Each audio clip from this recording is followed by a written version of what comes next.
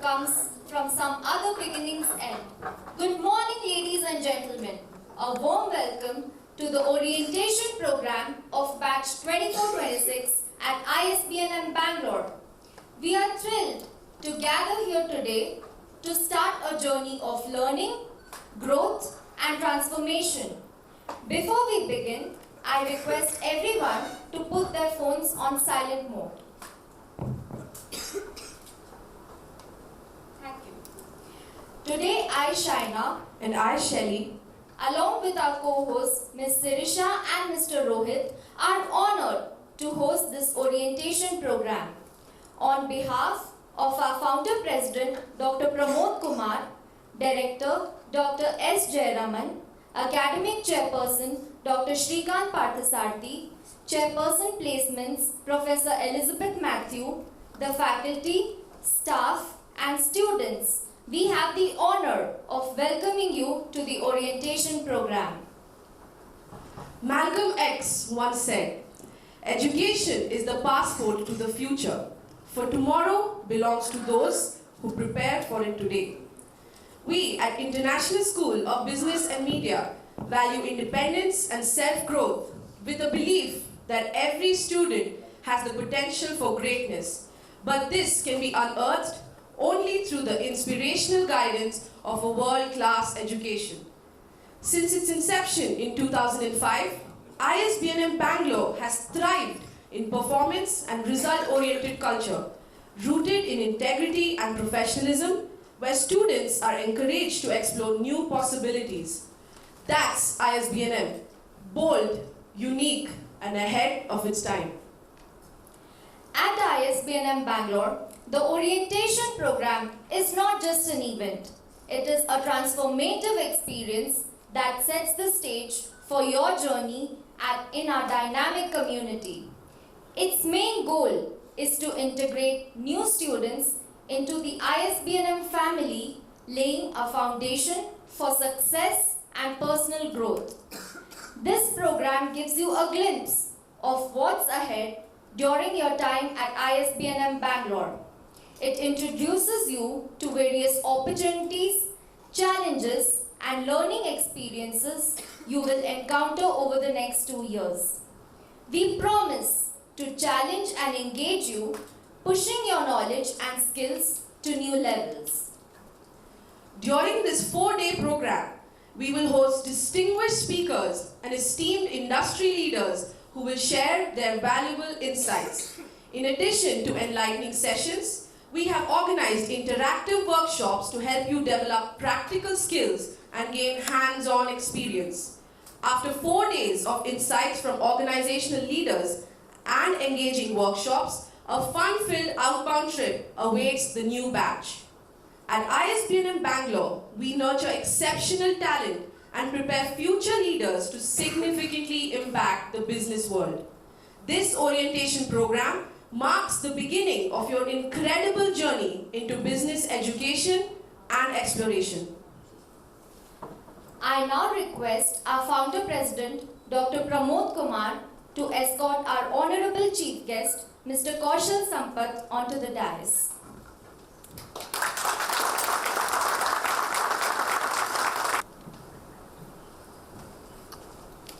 Our director, Dr. S. Jayaraman, to escort our guest of honor, Mr. Bipul Chandra, onto the dais.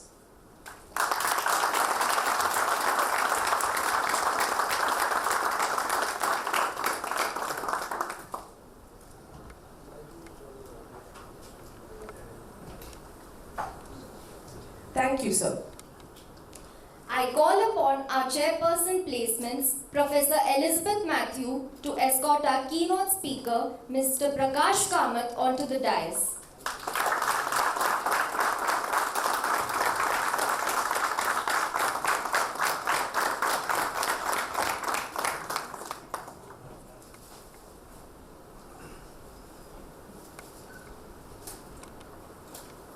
President Dr. Pramod Kumar to extend a floral welcome to our chief guest, Mr. Kaushal Sampath.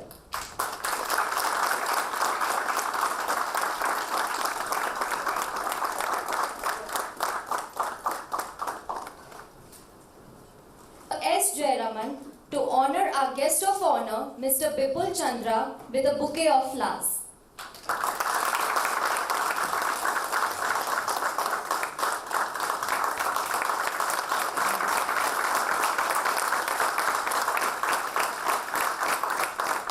Thank you, sir. I now call upon Chairperson Placements, Professor Elizabeth Matthew, to present a bouquet of flowers to our keynote speaker, Mr. Prakash Kamath.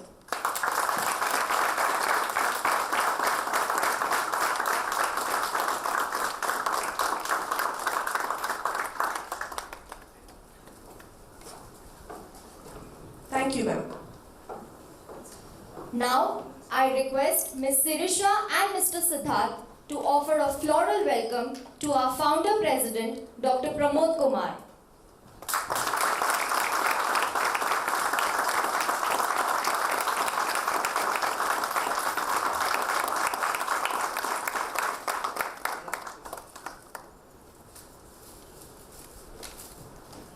I now request Ms. Sanjana and Ms. Manshi to bestow a bouquet to our director, Dr. S. Jayaraman.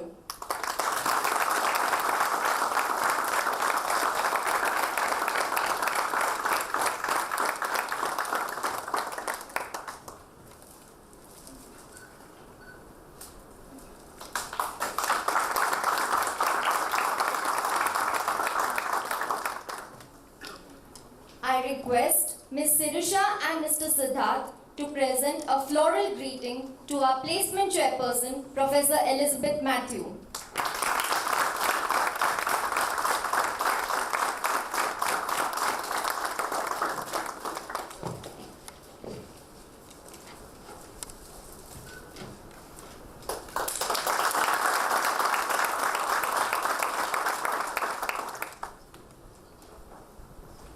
Now, I kindly request everyone to please rise for the national anthem.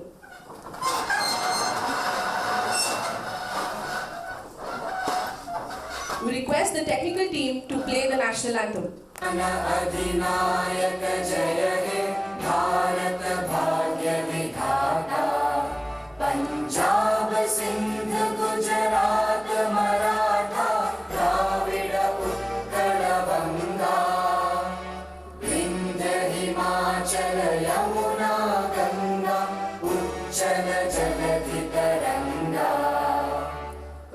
शुभ नामे जागे तव शुभ आशीष मांगे गाहे तव जय गाथा जन गण मंगलदायक जय हे भारत भाग्य विधाता जय हे जय हे जय हे जय जय जय जय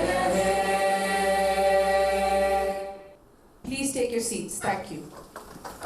Significant journey, we take a moment to kindle a lamp, symbolizing the power of knowledge and the quest for enlightenment.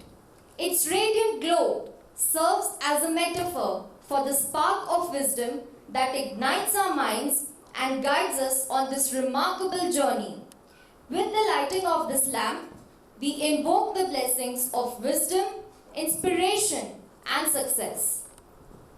To commence this auspicious occasion, I request the dignitaries on the dais, along with our chairperson placements, Professor Elizabeth Matthew, to kindly light the lamp and mark the beginning of today's ceremony.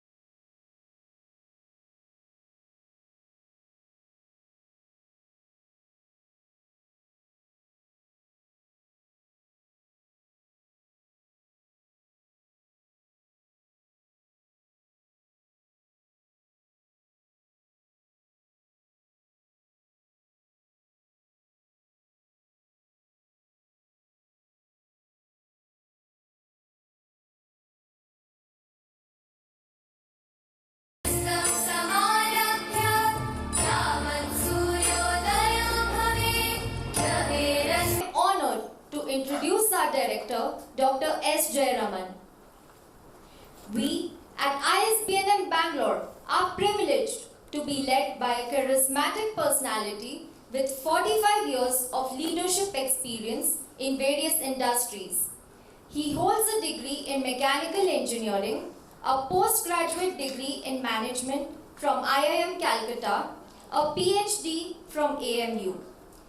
He holds expertise in the area of human resource management and organizational development. He has shown utmost faith in his students and continuously guided them through triumphs and trials. He has dedicated more than 2 decades of his life to the ISB&M fraternity. I am delighted to invite our director, Dr. S. Jayaraman, to give the welcome address.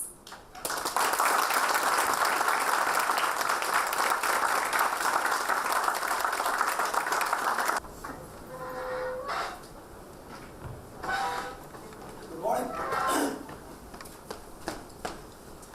Very good morning to all of you. Good morning, sir. Good morning once again. Good morning, sir. Good. Okay. This is Dr. Sampath, founder and chief guest for today from the State of Sciences. Mr. Prakash Kamath, Senior VP, CEO, Deutsche Bank, our keynote speaker for today. Mr. Vipul Chandra, Managing Director, Ducati India Limited, our guest of honor for today. Dr. Pramod Kumar, Founder President, the ISB&M Group. Professor Elizabeth, Chairperson Placements, ISB&M Bangalore. My dear faculty and staff, and of course, my dear students, the new batch of students who come here. A very, very warm welcome to all of you. I'm really delighted to be here for many reasons. Now, when I say this, before I must first of all compliment Dr. Pramod Kumar, because ISBM has entered into a silver jubilee year this year in 2000.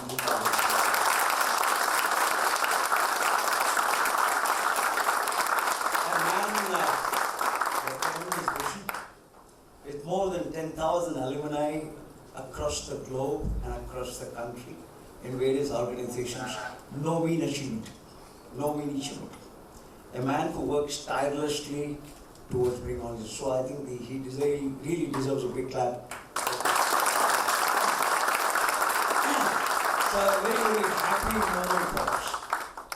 But coming back to ISB&M Bangalore, well, I was just telling you a little while ago, Mr. Sampath, that you know that we started off in 2005 in a campus just behind the old airport road with just 44 students. We grew, but various regulations, government regulations,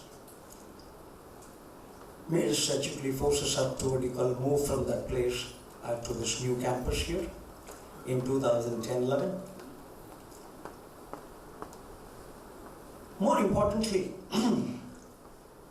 building a campus infrastructure where it is important, but that's not what brings glory to their college. I've heard this from Dr. Kumar and I strongly believe in it. Well, it is important. At the same time, what are we trying to do here? Why this orientation program? Why this 4 days of people coming from various industries, coming and addressing students, talking to you? For the last 2 days, many parents who came to see off their sons and daughters here, they came to see me. And some of them, I could see that their anxiety, and they went to the extent of saying that, look, oh, now my son is to be with you, and you will have to take care. My daughter is here. I didn't say anything. But I was just wondering to myself, a son and daughter, yes, they are very dear to you. But tomorrow, after 2 years on the line, you expect them to take up a job. Incidentally, we had 100% placement year after year, and this year we again have 100% placement. Our highest package is 18 lakhs, average package is more than 10 lakhs. Here is students who come from the comfort and convenience of home, protected emotionally everywhere, suddenly in 2 years' time he has to lead an organization initiative. So we have a great challenge. How does the transition happen? It's not easy. So I always think that, look, okay, it's all fine, but now leave them alone. Sorry, I know there are many parents here. I assured them yesterday. I told them, listen, now your son or daughter is, well, we have to make them industry ready. In fact, I went to the extent of saying, some of them, I tell the students, don't keep talking to your parents all the time. And I tell the parent, don't disturb them every day. It may sound very, something, am I driving it too hard? No, not really. But I say, what are we trying to do? Here we come here, you have fear, you have anxiety, you're still not very sure about yourself. There's so many things that prevent you from expressing yourself freely. But if you ask a corporate world, there are three very, very senior corporate guests here. You ask them about industry. Industry is all about uncertainty. You don't know what is coming next. You got to face a difficult situation, decision making, you have to make very difficult decisions. And if you do not know how to take responsibility for yourself, and you can't take an initiative and run with it and see it for its completion, how are you going to be a leader tomorrow? How are you going to be getting into a job as a management trainee or a management executive? That's a challenge. That's the challenge that we face. So, we are very clear as to what we want to do. There are three things that I talk about. One, purpose, means, outcomes. What is the purpose? Can I transform you into an industry-ready professional? That's the purpose. Can I make you absolutely fearless? Can I make sure that my student is ability to expect, open to a new experience and willing to try all he said in spite of making mistakes? He's not afraid of making mistakes. Is it a student who is able to what you call meet a new person and we say, hey, my name is so and so, without any fear, immediately be able to establish a professional relationship with somebody unknown? Yesterday, some parents came to me and said, my son, we are from Raipur, there are two other boys from Raipur, can we put them in the same room? I said, no. Then I said, when he goes and joins an organization as a summer intern, will he look for his friends? Will he look for his chacha and uncles and aunts? It's not going to happen. So our processes are designed in such a way. Right from day one, we know exactly what we want to make out of you. Yeah, our purpose is very clear. Similarly, once this is done, and what are the processes that we're talking about? Orientation program is a very important process. Very important process. Why do we make you meet more than 2 dozen, 20 people, very senior guys who come and talk to you? They want to share with you what it means to get into industry, what it means to take responsibility, what it means to take decisions, how to overcome your fear. So the first step is in the orientation program. And that's the reason why we said, don't miss the orientation program. Be here on the first day. Once the orientation program finishes, I was telling a parent, it's not just about, if it's okay if somebody came to me and said, what is your curriculum like? I said, curriculum is fine, but I give you a very good curriculum and I give you a degree at the end of 2 years and said, okay, bye-bye. Is that okay? So it's not about curriculum. It is about what is the transformation process here? What do we do here? That I think is very important. So it starts immediately after the orientation program. You have academics, you have classes, you have assignments, you have a foundation program. There are people coming from diverse backgrounds. They got to be brought down together into one common minimum. That's why we have fundamental program on data, how to handle data, how to handle Excel, how to get into technology-related issues in the foundation program, and then we get on with the classes. Well, is academics good enough? No, not at all. And who runs this institute? Students. How do they run this institute? What kind of responsibilities do they take right from the placement cell? You know, we have a common placement program chaired by the Pune campus. There are about 10, 12 guys in the campus there, and the senior guys or junior guys put together, maybe 14, 15 guys running the placement cell, and we have a placement cell here, about 6, 7 guys. I don't sit and call companies to come to the campus, the students do it. Imagine they need to have the courage to pick up a phone and be able to speak to a direct teacher. So the first field. So the students run the placement cell. Students run the corporate relations cell. The students run the alumni. There's a whole lot of student, what we call cells and that are completely managed by students. And when the senior students graduate and go, the first year guys become senior leaders, and then the new guys came and hold the torch and they get into these sales process. They learn how to take responsibility. The DGHL, if you see all the postings that are happening in LinkedIn and Instagram, we don't do it. The students do it. There is a DGHL which does it. So you learn to take responsibility right from day one.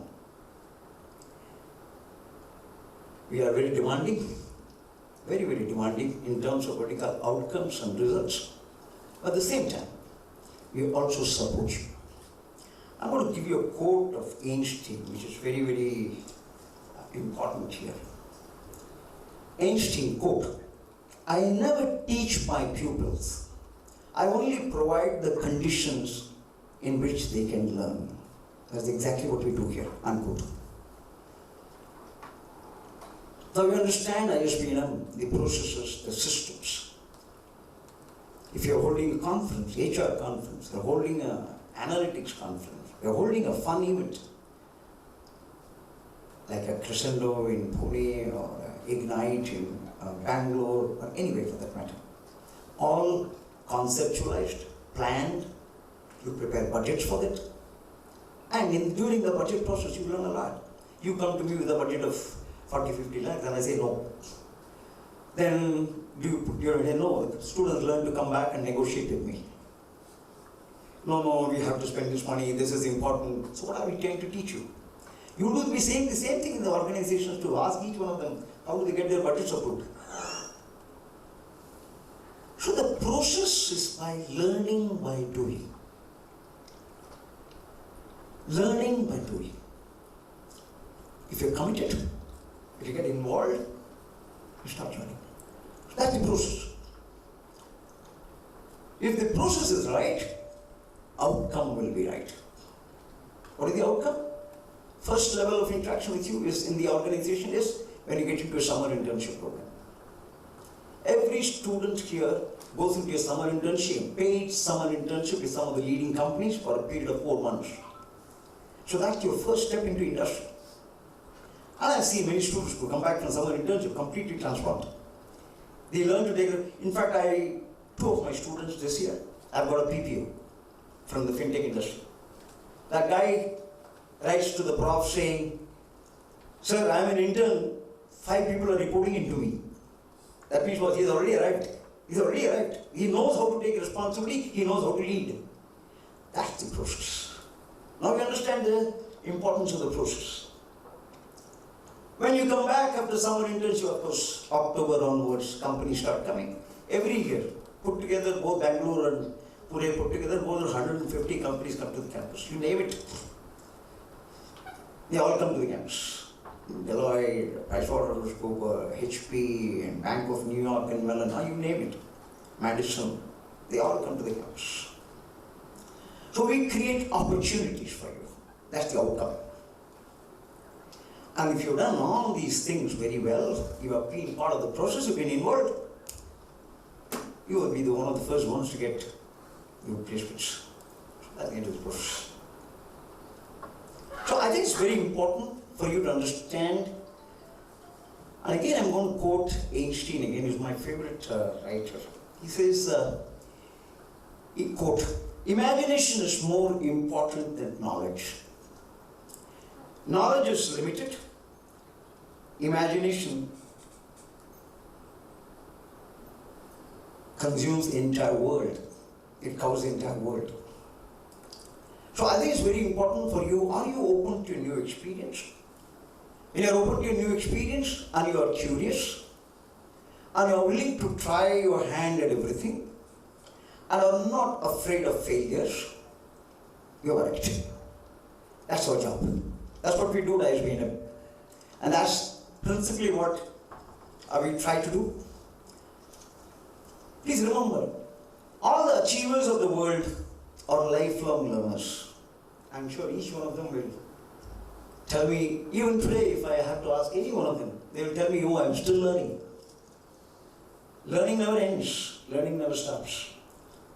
I think that, look, I know nothing. Even today, after they talked about my 45 years experience and things like that. It really doesn't matter. Because the world is changing so fast. I will be completely, become obsolete if I don't keep learning. I'm already feeling sometimes obsolete when students talk to me about AI and machine learning and I kind of take over this happening. I was reading a book sent to me by one of my professors called Future Skills. What I read in that book was really shocking. He said, look, in 10 years' time, the kind of job that will exist, you don't even know that they exist now. That's the kind of change that is expected. So, embrace the kind of change that you got, embrace technology. Otherwise, you'll be left behind. This is very important. So, keep learning and growing. And before I leave you, I'm going to give you one more quote, my favorite poem, Goethe, a German philosopher and poet. He says, whatever you can do or dream you can, begin it. Boldness has genius, power, and magic in it. So keep learning and all the best. I look forward to meeting you over the period of next 4 days. Of course, we will be doing a lot of workshops. Me and Dr. Kumar will also be doing a workshop today in the night today. So good luck and all the best.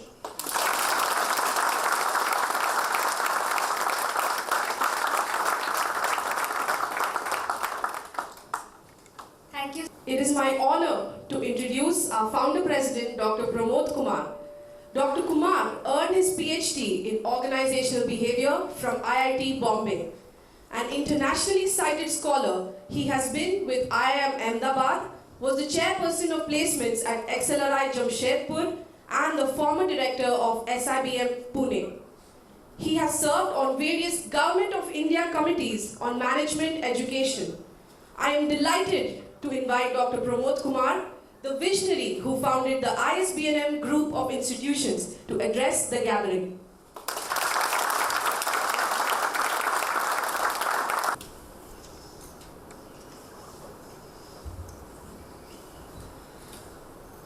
Mr. Prakash Kamath, Senior Vice President HR and Chief Operating Officer, Deutsche Bank. Mr. Bipul Chandra, Managing Director, Ducati, the bike. We have had our folks doing internship and being recruited by Harley Davidson. So I would like Ducati also to venture on it.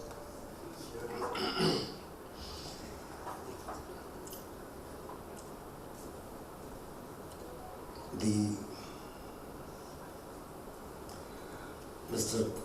Kaushal Sampath, founder Rubik's Data Sciences, and Rubik's is our recruiter. Okay.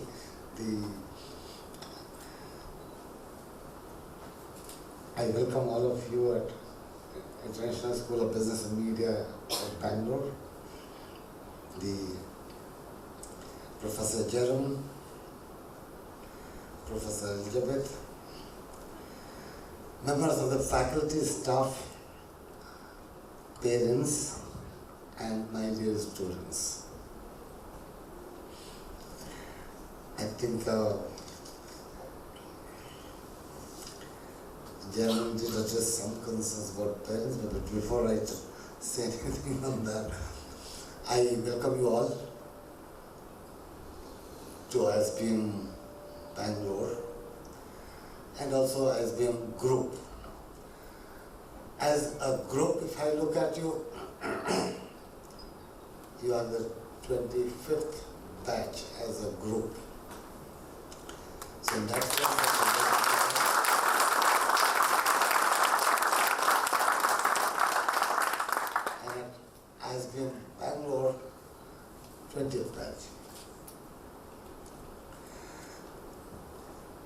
As we mark the beginning of our Silver Jubilee as a group, each one of you who joined ISBM this year are very special to us. And it also places very high expectation from you. We will have high expectation from you. It bestows upon you the new responsibility to set some new milestones. And I hope you are ready to do that. The ISBM was built by students.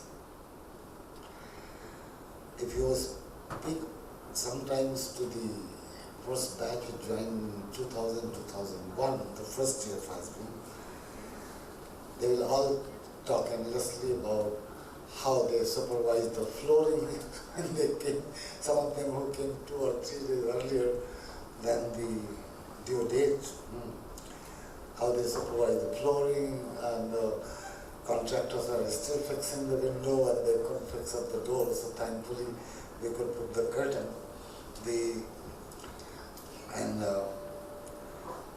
And yet they are very excited to be with us. And I hope and expect that you benchmark yourself with them. The 52 students who studied in that batch, 49 of them who took up the corporate career,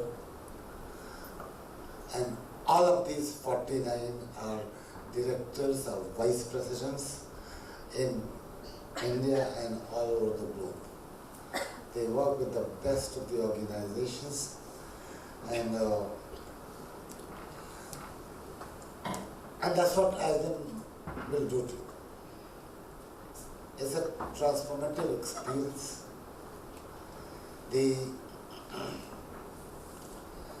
And we learn how to grow through challenges. This 25 years has not been something like a smooth graph. In fact, if I were to share with you the very first batch of ISBM, in 2000 when industry looked great, and in 2002 it was all down. We had a recession caused by .com industry, which is IT services industry, popularly known as .com burst, compounded by 9/11, which was a bombing of the Twin Towers in the United States. So all that which looked great in 2000 turned into a big challenge in 2002. And we dealt with it. IBM has terrific resilience to carry through all different kinds of scenarios. And I repeat for you, those guys who went through that, they're all vice presidents and directors and CEOs and country heads of different organizations world over, not only in India.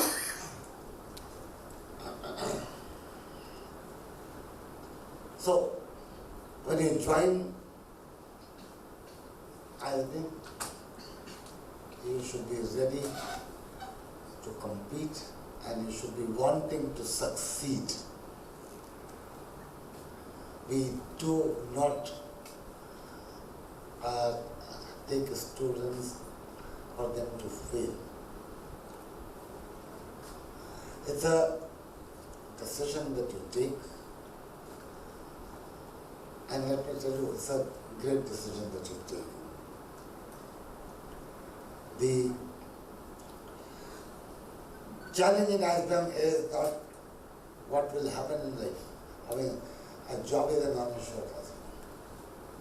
And you don't do MBA for a job. PGT, I mean, don't join ISB just for a job. You must join to grow in life.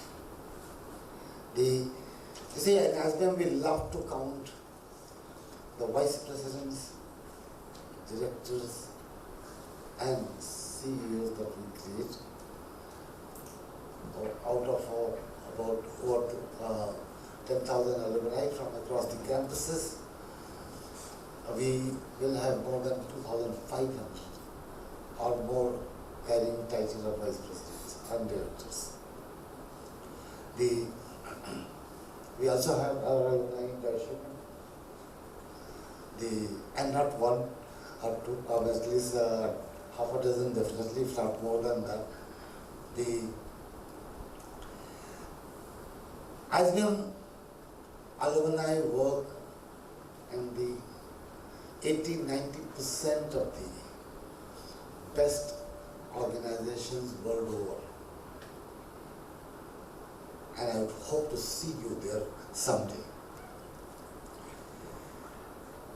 It's a beginning of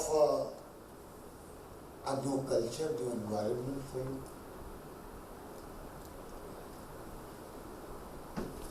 So like Professor German referred that some of you coming from one city and said, can we get a room in the same city? ISB is diverse. ISB is diverse. We have students coming from across campuses, more than 100 cities in India. We are truly a national institute. There is hardly a state which is not represented in ISB. Okay. We enjoy the diversity. It's great deal of interpersonal comfort, and when we deal with similarity, people we are familiar with, people we know, and people who we think will share some common values and approach to life. Make new friends. You will love that too. And you would learn some new values, you would learn from some new attitude towards life, you would learn some new way of living, new habits. So have fun with this diversity. The old friends, keep them, but make new friends. Professor Jarman referred to the parents. I can understand the experience. You know, recently I picked up a new term, the separation anxiety. Okay, I can appreciate this. Your baby, a child who stayed with you for 20 years is 19, 20, 21, 22 years, and you got to leave them. You should leave them. I know a lot of times when I say to the parents that, look, recognize your son or daughter is 21, 22, 23-year-old. So they reply to me, parents के लिए तो बच्चे हमेशा ही बच्चे रहते हैं. Allow them opportunity to grow up. The warmth and care should enable them and not become their limitation. तो अब जो होता है आपका warmth और care है उससे उनको grow करना चाहिए. आप पे dependent emotionally हो, that will not help them. And to all of you, your mom and dad, I see some of them today, and some of them might be around tomorrow. I don't know what will they do tomorrow. You'll not be able to meet them barring during lunchtime. Okay. Celebrate your freedom and independence and say, now is my life. I would choose to be the way now I decide to be. As you study in ISB, you'll encounter a new culture and very new environment. an environment which is high on performance, so therefore you will experience some pressure of performance, demands on performance.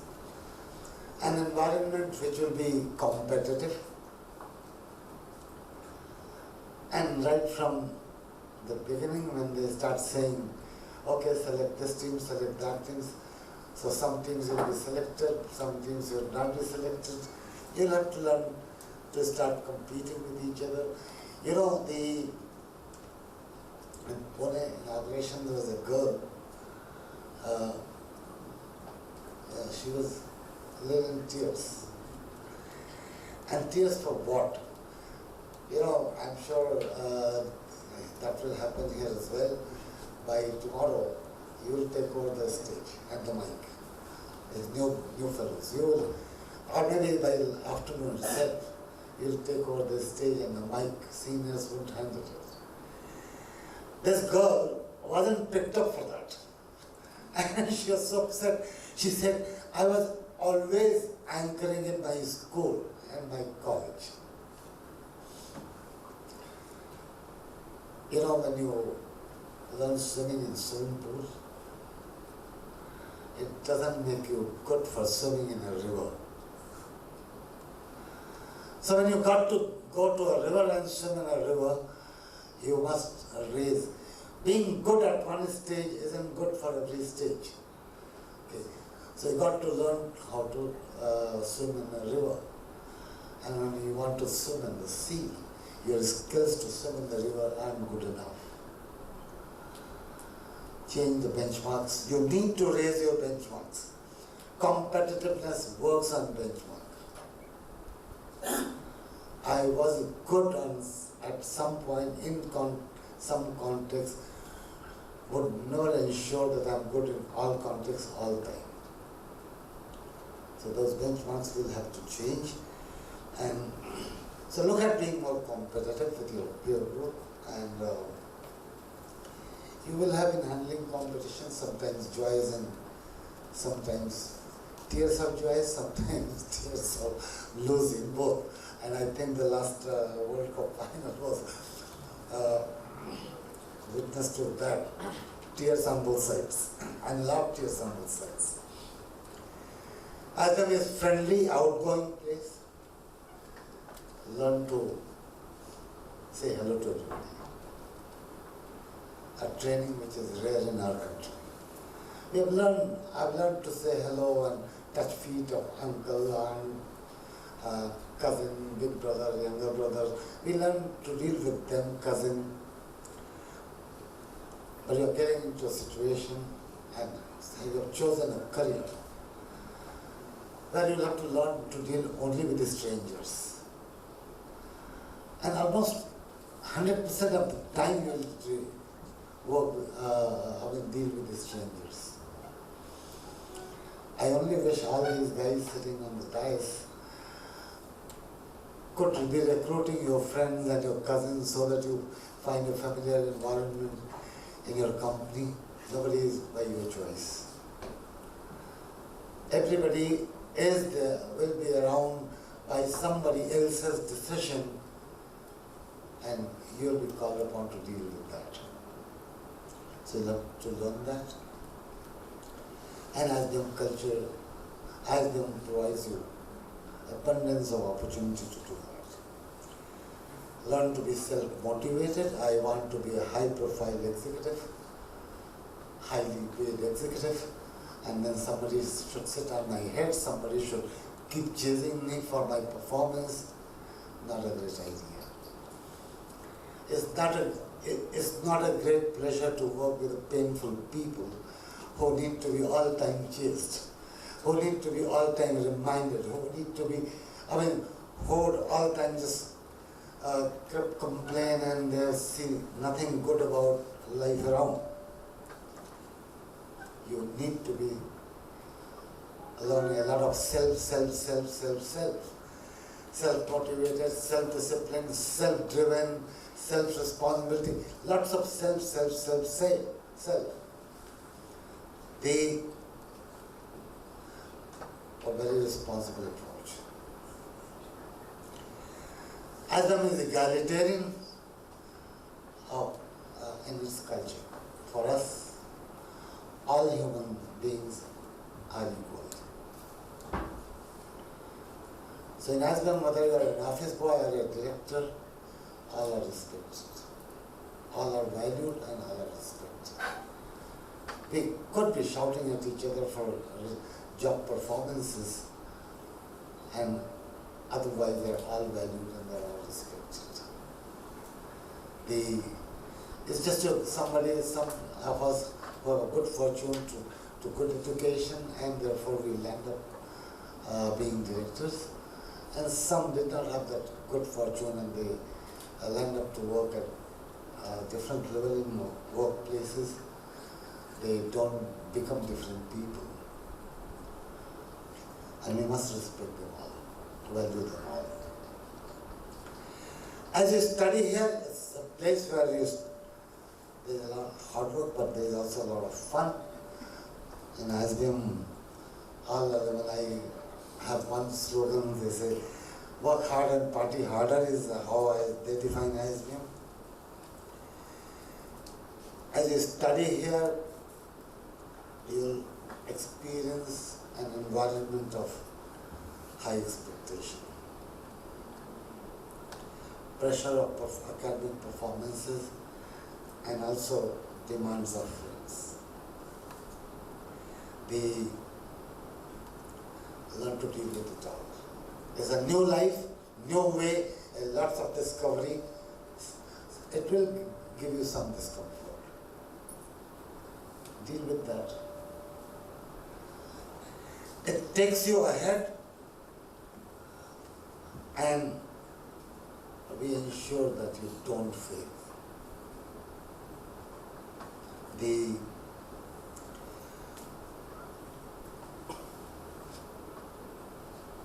We work to succeed, we work to achieve, we work to overcome challenges, and we do not crib and complain all the time in life. You know, when you are running a 100-meter race, you can fumble and fall. You have two choices. Get up quickly, run faster, you may still win. Or sit and cry that you fail and ensure that you lose. An attitude that must be learned, an approach that must be learned. To all the parents, they are not children. अभी बच्चे बड़े हो गए, 21 साल, 22 साल, 23 साल, अब अपने घर के वॉल पे हर जगह लिख के रखिए. My son or my daughter is 21, 22, 23-year-old. Every day remind yourself of this. I know early morning आप phone करोगे, he'll call up and say breakfast किया कि नहीं, उनको पता नहीं कितना time मिलेगा breakfast के लिए आप but they will handle themselves. Give them a full opportunity to handle themselves and don't overburden them with your emotional anxiety. I welcome you all again to ISBM. I will be with you when I talk to you about ISBM way. And thank you for choosing ISBM.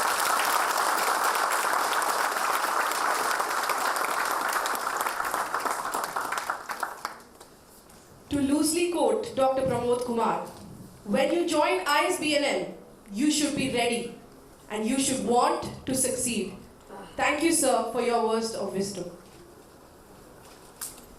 A heartfelt welcome to our esteemed chief guest, Mr. Kaushal Sampath, who is a distinguished veteran of the information services industry with a prolific career spanning over 2 decades.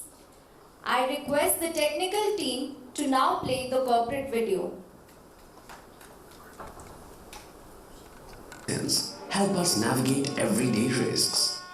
But what about business risks? Is there room for an error in judgment?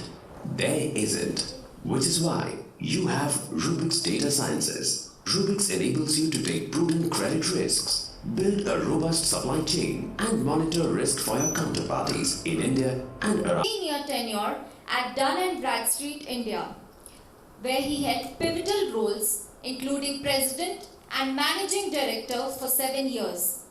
Under his visionary leadership, the Dun & Bradstreet brand flourished in India, significantly expanding its businesses such as risk management solutions, sales and marketing solutions, economic analysis group, and learning solutions.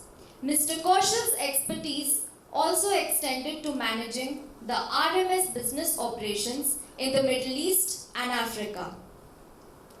A testament to his entrepreneurial acumen is his instrumental role in establishing Acute Ratings and Research Limited, a joint venture between Dun & Bradstreet and SIDBI, where he also served on the board.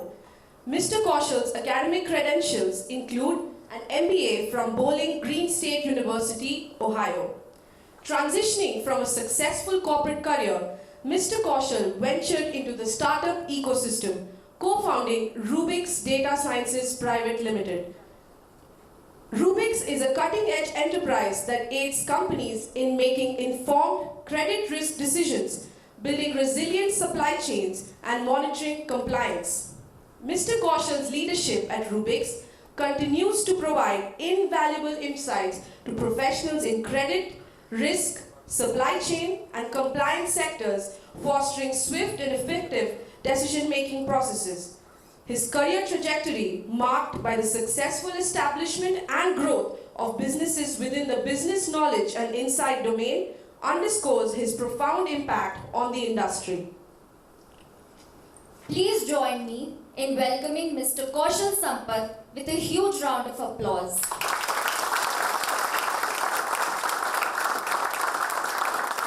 Dr. Pramod Kumar, Dr. S. Jayaraman, Mr. Bipul Chandra, Mr. Prakash Kamath, Professor Elizabeth Matthew, members of the faculty, non-teaching staff, parents, and students of the class of 2026 who are undergoing their orientation today. I don't know what to say after what Professor Jayaraman and Dr. Pramod Kumar have said, because I took, as a lifelong learner, I took some notes about resilience, about what got you here won't get you there, about separation anxiety. I am a parent, like some of you. My son is 20 years old, 21 almost now, studying in the US, and the other one will go next year to the US. So my wife and I do undergo that separation anxiety. And the words of wisdom that you received about competition, growth, and lifelong learning. But I will try and share some of my learnings over the many years. It is my proud privilege to be at ISB&M today at the orientation for your batch. I still vividly remember my own orientation day while beginning my MBA in September 1993. So that's over 30 years ago, 31 years ago. There were butterflies in my stomach, stars in my eyes, and the excitement of commencing a journey that would hopefully shape my future. I'm sure that many of you feel that way, and some parents also do, but yeah, many of you will have those feelings. The wheel has turned a full circle today, and it is my proud privilege to be addressing all of you at your orientation program. I remember my MBA days with great nostalgia and affection. I think Professor Jayaraman spoke about it. I left the loving embrace of my family and the warm temperature of Mumbai for the very cold climate of Ohio in the US. From the teeming millions, crores of people in Mumbai and the hustle and bustle of a large metropolis, I found myself in a small town of 21,000 people, surrounded by miles and miles of cornfields. It was my first trip overseas, and to say that I was nervous would be an understatement. For most Indian students studying overseas in the early 1990s, money was scarce, foreign exchange was extremely scarce. Remember that India of our days had only $3.5 billion in foreign exchange reserve, only $3.5 billion. We had just pledged our gold and sent it to England at that time, compared to $650 billion today, last month actually, $650 billion. So I was a fish out of water in a rural town, in a foreign land, with very little money, which also I received from the university because I was a research assistant. Phone calls home occurred once every month if we were lucky, sometimes once every six weeks. There was no internet, or internet had just started, and for my parents to access email, not that they would know how to use it, they would have had to go to the BSNL office or to IIT, because that was the only two places that had email connections in Mumbai. Mark Zuckerberg was 9 years old at that time, so there was no FaceTime and definitely no WhatsApp. And the only messages that came from home came via handwritten letters. You know, in the earlier days, in our prehistoric time, we used to write by hand. I don't know if you have that skill, but and these letters and our applications to colleges would go with something called aerograms. If you were writing in India, you used inland letters for 25 paise, and if you were aerograms, you were considered wealthy. I think it was 5 rupees and then 9 rupees when you sent an aerogram. So we would get aerograms from home, and that was the only way of communicating with our parents. I missed my sister's wedding because I was there. We didn't have the money to keep flying, going back and forth. So lots of sacrifices involved by my family and by all of us. And yet I said a minute ago that I remember each minute of my time as an MBA student with great nostalgia and affection. Why? There were very few distractions in Bowling Green, Ohio, other than the weekly entertainment program that was organized by the MBA Students Association in the only bar in town. There was one bar in town where we could get beer because we were above the age of 21, and that was the only entertainment. Thursday evening we would be allowed to go. Allowed to go meaning there was nowhere else to go unless you wanted to go to the cornfields.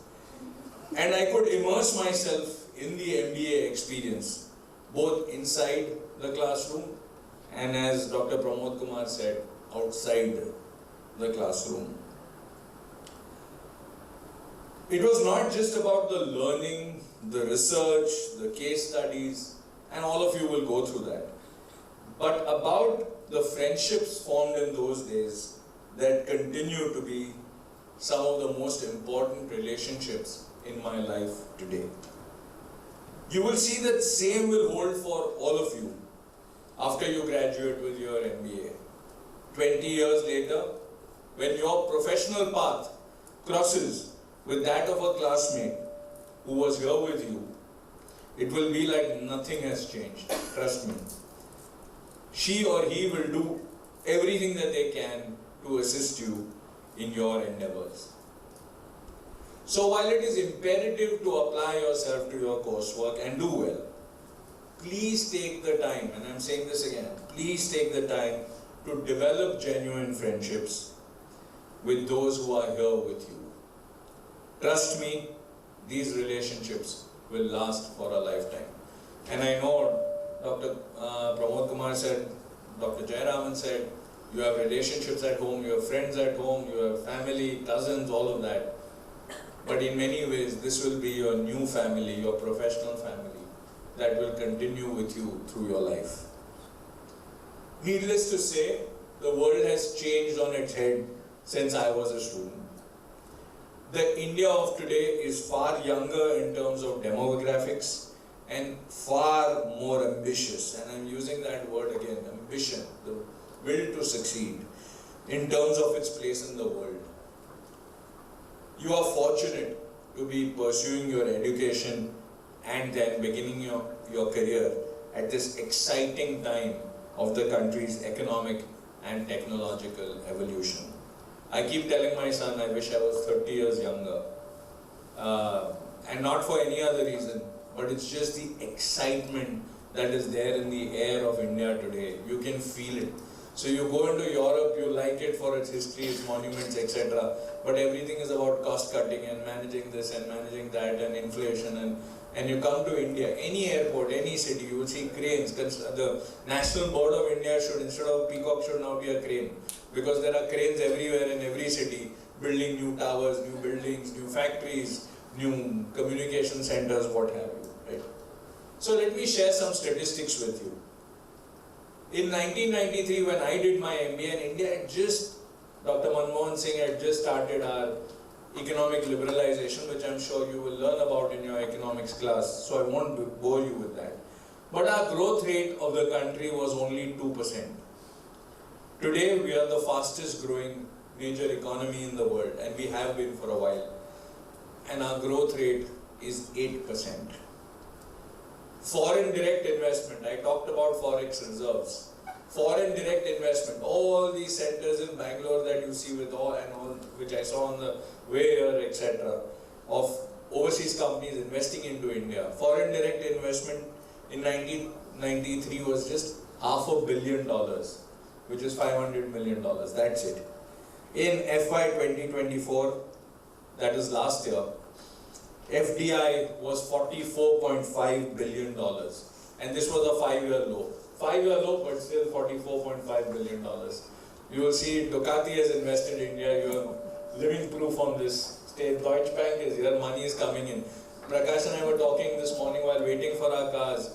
I had some common friends there. So when Deutsche Bank in the early 2000s had 2,000 employees in India, today it has 23,000, you said? 23,000 employees in India. You can see the growth yourself. As I mentioned, in India, in my communication story, we had no mobile telephony.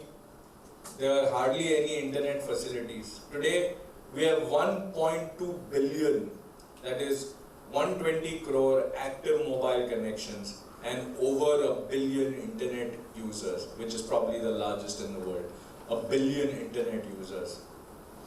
From a small fraction of our households with bank accounts, before liberalization, you have to go stand in a branch, wait for a token, wait for your turn, to get a bank, whatever, do your transaction. Today, 99% of households have access to bank accounts, thanks to the Jan Dhan Yojana.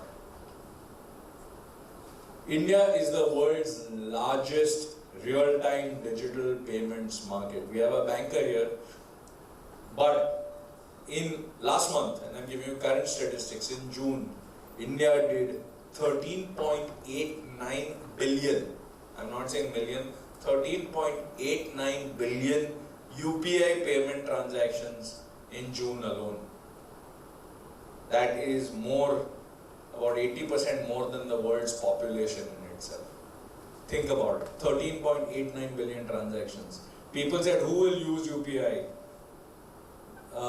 In Parliament a question was raised. Today, every vegetable vendor, fruit vendor, anything that you want, you do with GPay or whatever app you're using, right? It's all the magic of UPI, and everyone uses it across age groups. Someone just said that unfortunately we still have some beggars in the country. Hopefully that will, by the time one of you is giving this speech, that won't be there, and we can pray for that as Indians. But beggars were carrying a UPI tag, and you could just like, chutta nahi hai, no problem, 10 rupiya bill. I could go on and provide you a plethora of statistics, but I just want you to know one thing.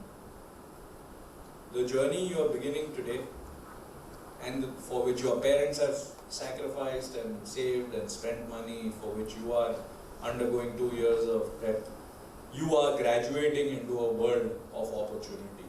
And it is your responsibility, and I'm using the word responsibility consciously, to seize that opportunity with both your hands for yourself, for your families, and for the country. all three. Yourself, your family, and your country.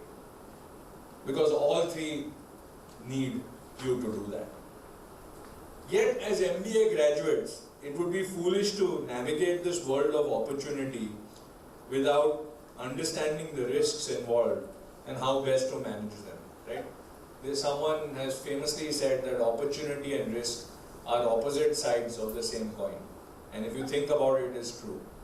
They are, or you can always make money even in the markets or anything else when there is a risk. The higher the risk in many ways, the greater the reward, right? Risk and reward.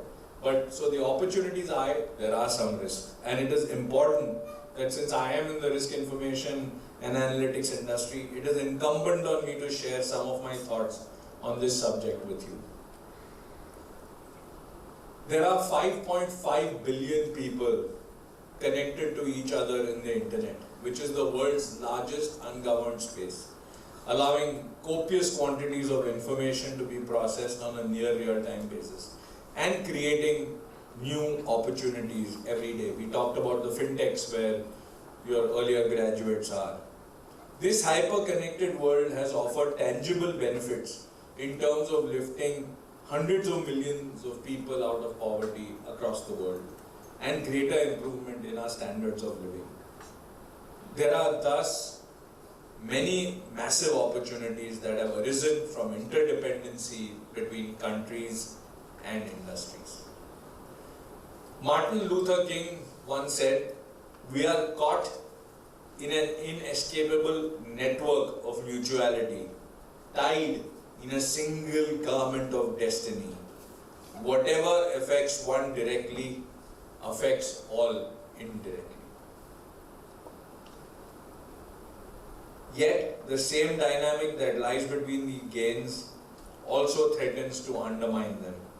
Geopolitical risks, earlier we used to say that these are only for those organizations which are present in unstable and insecure countries. So if you're in some remote country in Africa and there's a coup, it impacts you. I mean, that was the thought, what happens to the rest of us?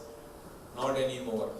With economic interconnectedness, increasingly that has become a norm. Global markets have become to geopolitical issues across the globe. Think about the conflicts in the world today. Russia and Ukraine. Ukraine was the largest exporter of wheat and Russia to Egypt. In Egypt, the price of the roti that they have, the bread that they have, is subsidized. The moment Russia-Ukraine happened, the price of wheat went up.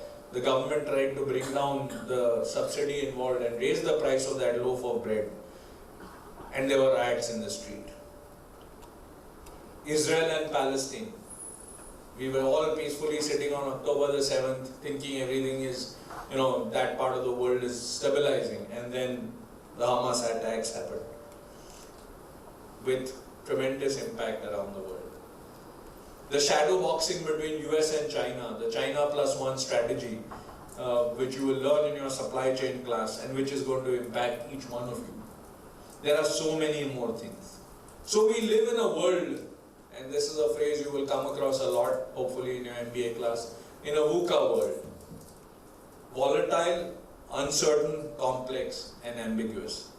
The VUCA term was first coined in the US military to describe the battlefield. VUCA, volatile, uncertain, complex, and ambiguous. But today, that has come into the corporate environment. What does VUCA mean and how does it impact you? Volatility refers to the nature and dynamic of change, the speed of change. At the beginning of this century, Ray Kurzweil, who was a futurist and at that time chief engineer at Google, he said that 20,000 years of progress will be crammed into the next 100.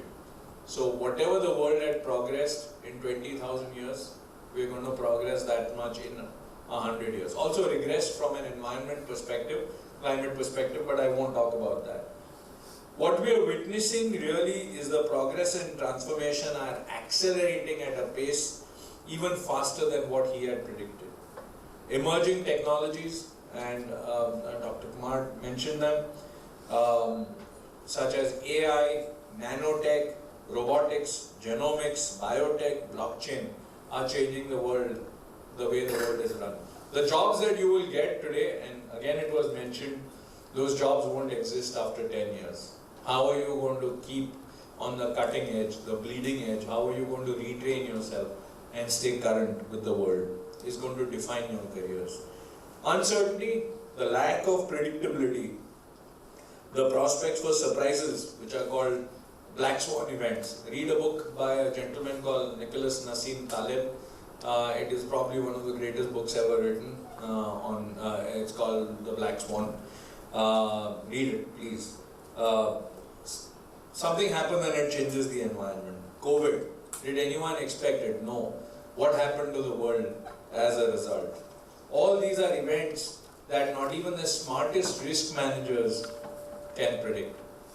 But you will have to learn, and again it was mentioned earlier, you will have to learn as young managers and over time as senior middle managers and then senior managers or entrepreneurs, you will have to learn with these disruptive events and pivot quickly to land on your feet.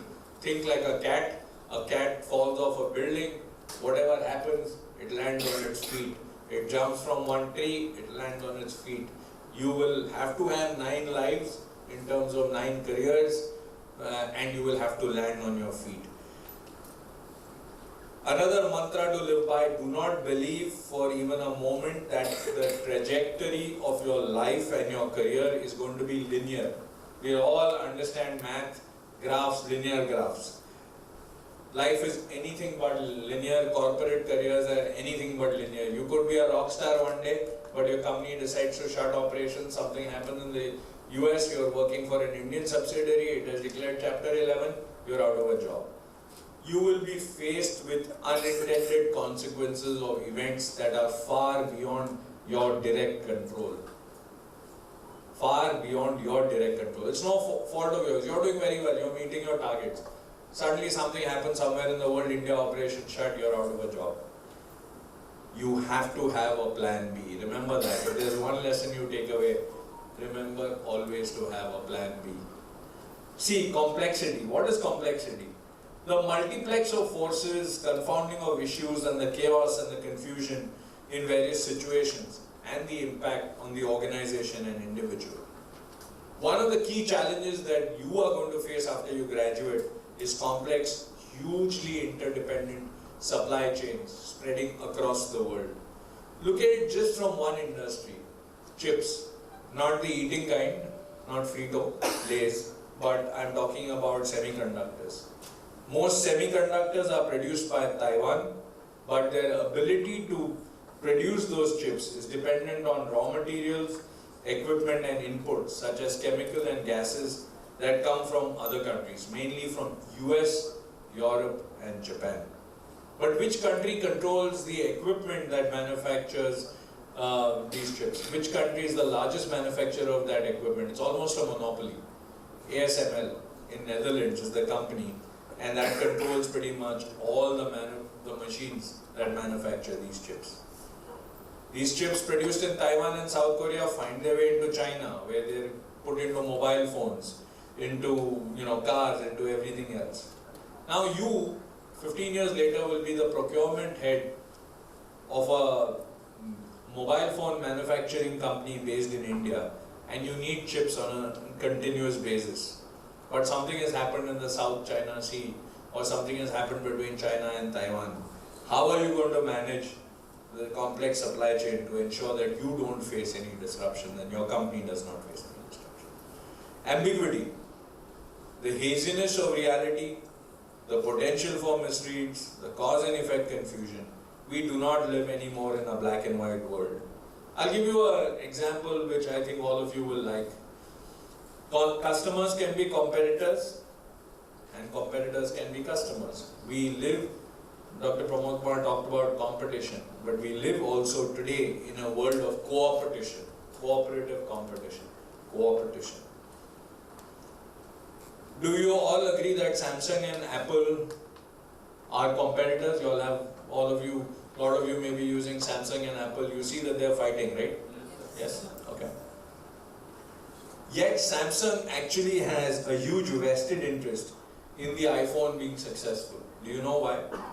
Because all the OLED displays, nearly all the OLED displays, the displays on your Apple phones, iPhones, are provided by Samsung. In fact, according to the latest news from last week, the new iPhone 16, which should be released in the next few months, will feature Samsung's cutting-edge M14 OLED display panel. Samsung is currently the only company in the world which is capable of manufacturing these items at the volume that Apple needs, which means that Apple has to buy these from Samsung, its main competitor. So if the iPhone 16 succeeds, Apple will make billions of dollars, but Samsung, its biggest competitor, will also make billions of dollars from the success of the iPhone made by Apple. That, friends, is the world that you are coming into. I don't think anything can be more ambiguous, right? So, I mean, your generation is, not even Facebook, it's one beyond. But in Facebook, we have a relationship status, right? It says it's complicated, right? This is an exact example of Samsung Apple. It's complicated, the relationship. You should all get used to this VUCA world. No industry, no country, no company, no individual is going to be immune to it. So as you plan for your careers, what are some of the things that you need to do to ensure your success? One, evaluate your skill set. I think both Dr. Jayaraman and Dr. Pramod Kumar touched on it, so I'll just mention it very quickly.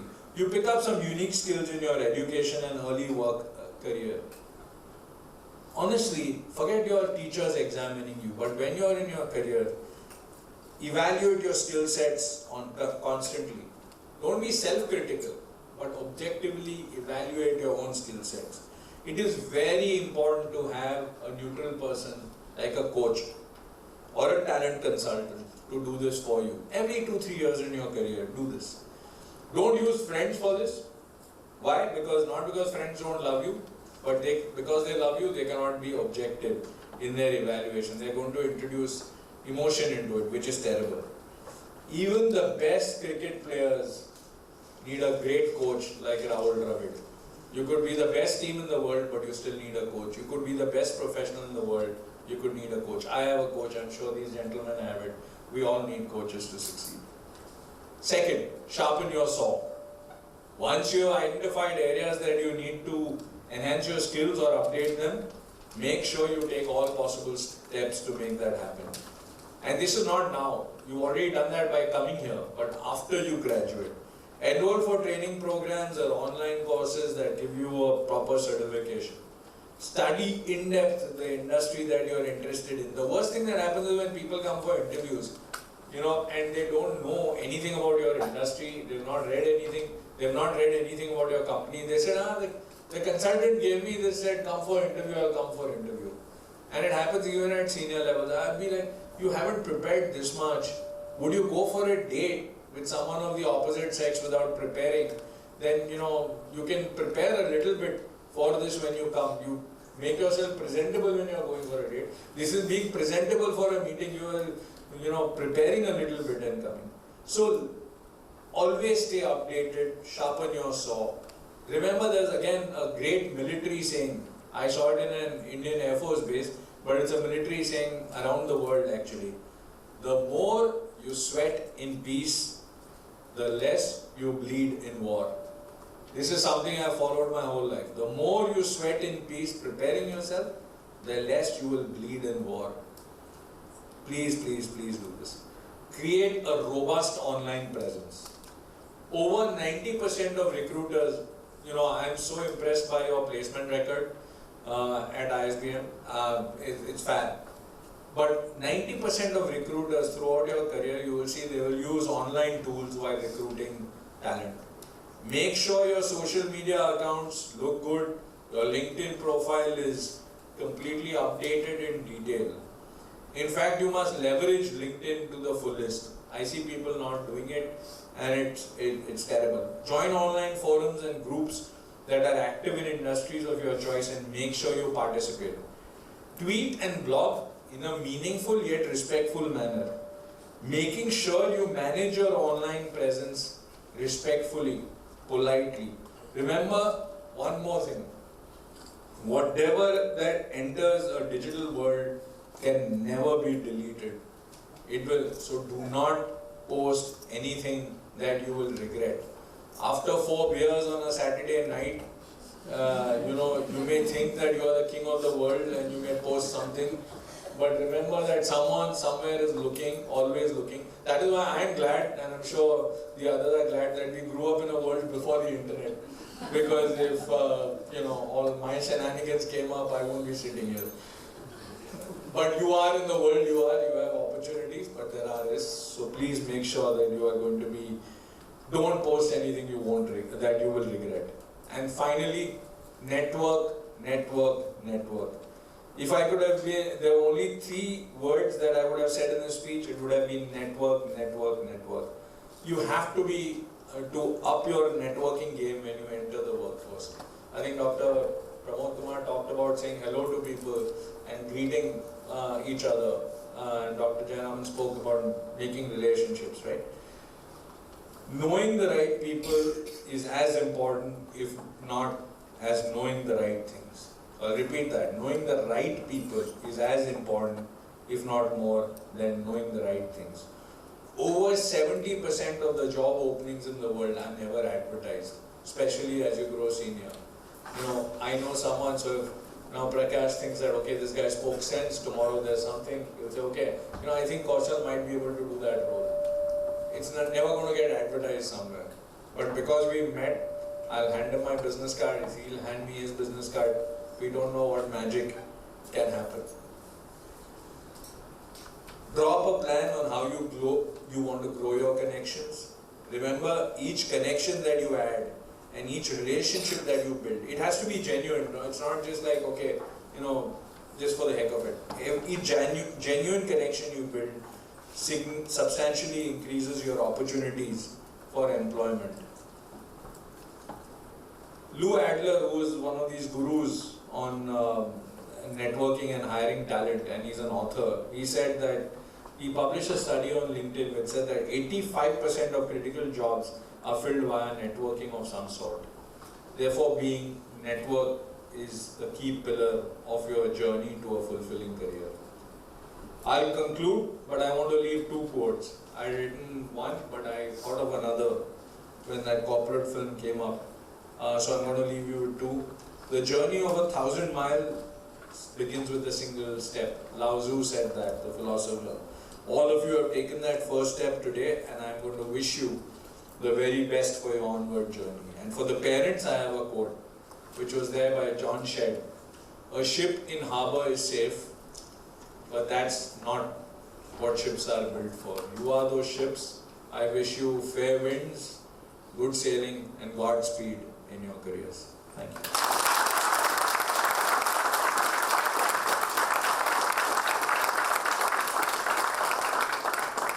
Quote Mr. Kaushal Sampath, you are graduating into a world of opportunities. Take responsibility for yourself, your family, and your country.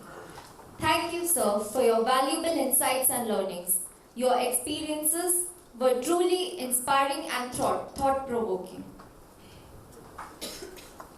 It is with great pleasure that we introduce to you our esteemed guest of honor, Mr. Bipul Chandra. A dynamic and passionate individual, he is a fervent motorcycle enthusiast whose career is as exhilarating as his love for high-speed rides. I request the technical team to now play the corporate video. Known for his fun-loving personality and unwavering commitment to punctuality, Mr. Bipul embodies a perfect blend of professionalism and adventurous spirit.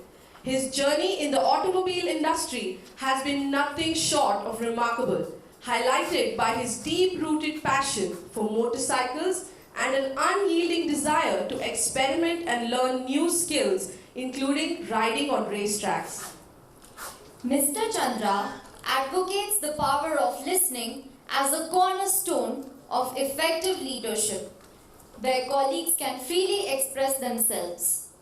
This belief is complemented by his emphasis on attention to detail, which he considers essential for sustained growth. His recent years at Ducati have been a period of significant learning and adaptation. From riding the Multistrada to Spiti to attending track days on the Panigale V4, Mr. Bipul has immersed himself in the rider's experience to better understand and serve Ducati's clientele.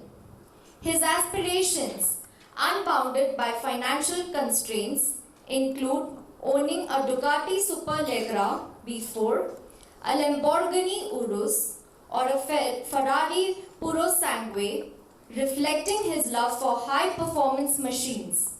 Mr. Bipul's career, marked by his roles in sales and management across diverse markets and cultures, showcases his ability to navigate and excel in complex environments, making him a balanced and effective leader.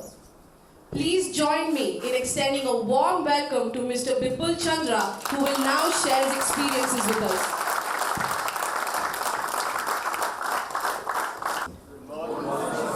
Dr. Kumar, Dr. Jaraman, Dr. Matthews, Sampath Saab, and Kamal Saab.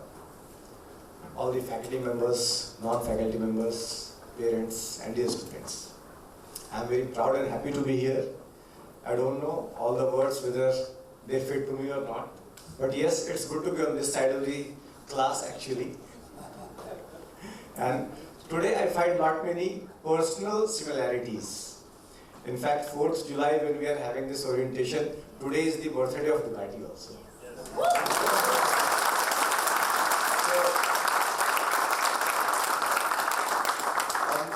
On 4th of July 1926, Ducati started its journey. So in the next 2 years, we shall be completing 100 years. As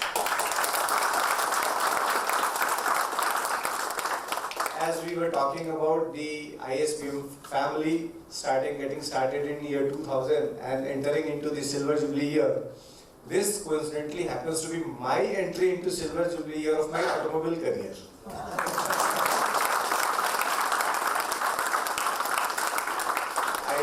I graduated, like you will graduate in 26, I graduated in 98. I worked with Bajaj Paints for 2 years, and then in year 2000, I joined Bajaj Auto. So, and since then, I have not left auto industry. So now I am a completely nut and bolt guy, so you can say I have gone nuts.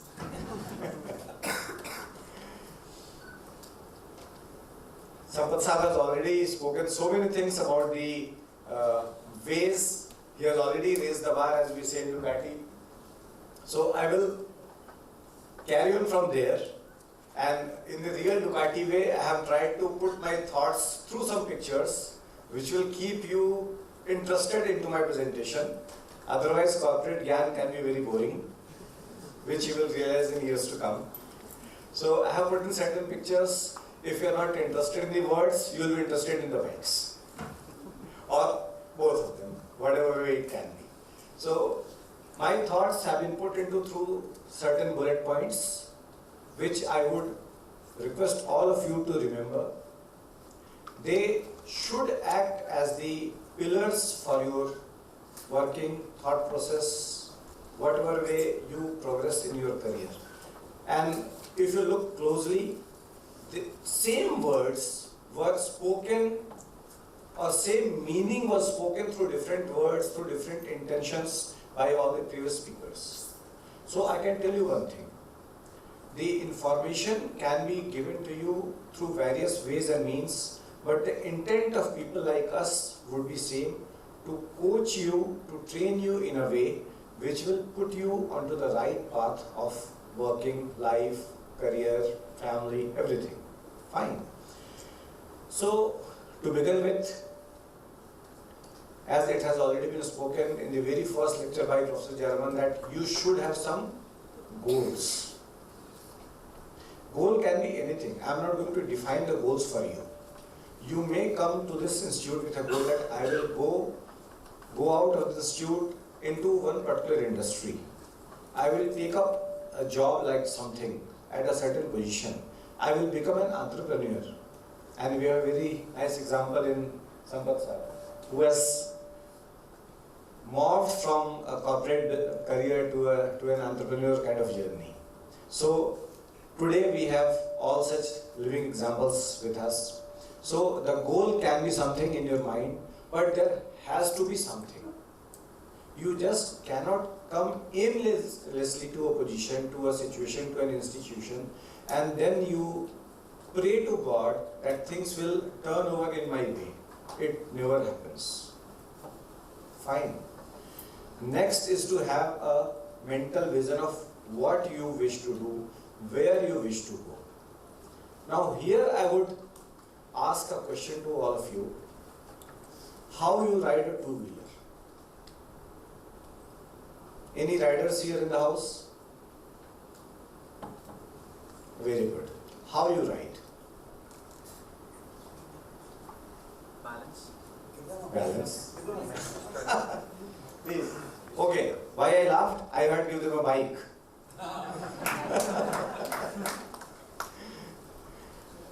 Fine. So you, as we see, it seems that we ride with our body on the bike or on the two-wheeler, but that is not so. You ride with your mind. You ride with your eyes. If you look closely, your bike and your body will follow that trajectory which your eyes are looking at. If you look at this photograph, on the big screen, the picture is not coming to be very clear, but you see, and by the way, this is me.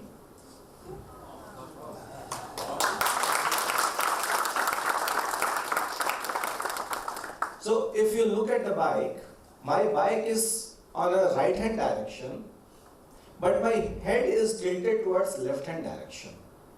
Can you look at the difference? Because I had to go towards the left-hand side. So irrespective of which way the bike is going, I had conditioned myself to look at the left-hand side, and then the bike will automatically go towards the left-hand side. This is what you have to do in your life. Condition yourself to think for a particular direction, and then the situation will evolve for yourself. Right? It has also been talked about in previous presentations what you should do. Keep on upskilling. We have been spoken about the new technologies which obviously were not there in our time, which are already there in your time, and definitely many more things will come. You will have to keep on upskilling yourself. Yesterday I completed 5 years in Ducati, and I took up big biking only after I had joined Ducati. So whatever pictures you see of me on all these bikes, they are of previous 5 years only. Before that, I had never ridden a big bike. I had sold smaller bikes, what we say commuter bikes today, the 100cc, 125, 150cc bikes. So my biggest bike engine was 180cc when we used to sell Bajaj Eliminator and Bajaj Pulsar in up to year 2005. So beyond that, I had never ever sat on a big bike. And this is a photograph of the Buddha circuit track in Greater Noida, where I sat on a big bike on this Panigale V4, and by the way, that's Panigale, not Panigale, because Panigale is the location in Italy where my head office is situated, the village of Panigale. So, this is the engine which is bigger than a normal car in terms of power. For reference, Audi A4 or a similar car is having about 190 bhp of power. This bike has 221 bhp of power. So you can understand the kind of power you are riding upon or you are riding with. So it has to be learned. You are not expected to know everything when you join a college or any company. But in the way, in the journey, you learn things, you upskill yourself. all of us, we are the dinosaurs, we are sitting here. We never had the opportunity to start with computers and emails and whatnot. But we learned all the way. Today we cannot live without these things. We have learned. So now we can write so many things. This is upskilling. Next, if you cannot learn everything, collaborate. You have friends, so someone will be pursuing finance, someone will be pursuing marketing, and now you cannot be master of all the other things. So in the organization, it is very important to find friends, as we learned, network, who will support you in making things or in finding things, in knowing things which you may not be knowing to the best of your abilities. The picture what you see on the screen is a Ducati Diavel Lamborghini along with a Lamborghini Sian. For the records, Lamborghini is the owner of Ducati and Audi is the owner of Lamborghini and VW Group is the owner of Audi. So the corporate world is a very complex web of information. You will have to live through this complex world. So what we did, we decided to collaborate with Lamborghini Sian, which is a very limited edition model. If I am not wrong, just 19 of them were made in the world. So we made a Diavel which looks like a Lamborghini, not in terms of shape, but in terms of the paraphernalia. So you can see the rims. They are of the same color as the Lamborghini. They are of the same design as the Lamborghini. The bike green color is same as the Lamborghini color. And so many things are there. When you start the bike on the dashboard, you'll find Lamborghini and Ducati logo. So we collaborated. We made 630 units. I will give you interesting information why 630. Because 1963 is taken as the year of birth of Lamborghini. So Lamborghini makes their special editions in the multiples of 63 only. And we being bikes, they allowed us to make 630. So that's an interesting, good to know information. And in no time, we sold all these 630. Obviously, we made good money, so we became greedy. We made another one. This is Street Fighter Lamborghini. And when I say we made good money, the price of this bike in India was 72 lakh rupees. 72 lakhs. Lady was talking about me wishing to own a Super Leggera. That costs 1 crore of rupees. That's why it's my wish. I can't own. Or at least I don't own right now. We became further happy with the results. We made another. This we shall be launching now. In fact, 2 days on 2nd of July, if I'm not wrong, we had the first preview of this bike in London. This bike will come to India in January next year. This is, now we were bored of Lamborghini, so we got a Bentley. Bentley is again a VW Group company. So now this is the Diavel Bentley. Right? So this is collaboration. Never be shy of finding friends who can help you. You never know, you can land up at a bigger, better, higher job also. Now this comes, for me, this is one of the most important points, and it was spoken about me also, the passion. See, we all, at least for me, I always very proudly say, मैं खानदानी नौकरी करने वाला आदमी हूँ. In my family, no one is a businessman. My father was working with PSU, my brothers are working in their own companies, whatever, I am working here.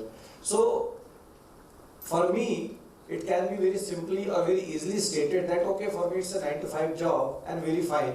I am doing my job, I am meeting my KPIs. My bosses are happy, my targets are being met, I am getting my salary, I am making my bonus, and that's it. But then, that does not differentiate you from any other person on the street. You will have to put your heart and soul into this. And unless you have passion, you cannot do that. And once you have copious amount of passion, no amount of problem will stop you. So if you don't know, you will either upskill or you will collaborate, you will find ways and means, you will break rules, you will bend rules, you will find ways, but you will achieve the job. Fine. So if I am not wrong, after this picture I have a video, so I need to have the audio as well. The video talks about final few moments of one of the MotoGP race, 22 if I'm not wrong. So the Ducati rider was trying to overtake another rider, Marc Marquez, who has again now come to Ducati. He was riding a Honda at that point of time. Marc Marquez is 8 times world champion. And at that point of time, Pecco, our Ducati rider, was fighting for his first big time championship. He was a Moto3 rider, champion, but for MotoGP, that would have been his first championship trophy. Look or forget looking. Hear what the commentator is talking about. I can guarantee you, you will not understand even a single word. Because the entire commentary is in Italian. However, does anyone know Italian here? Good for me, so I can pass on with anything. Just feel the passion into the voice of that commentator. And that's what you need to display. So, volume?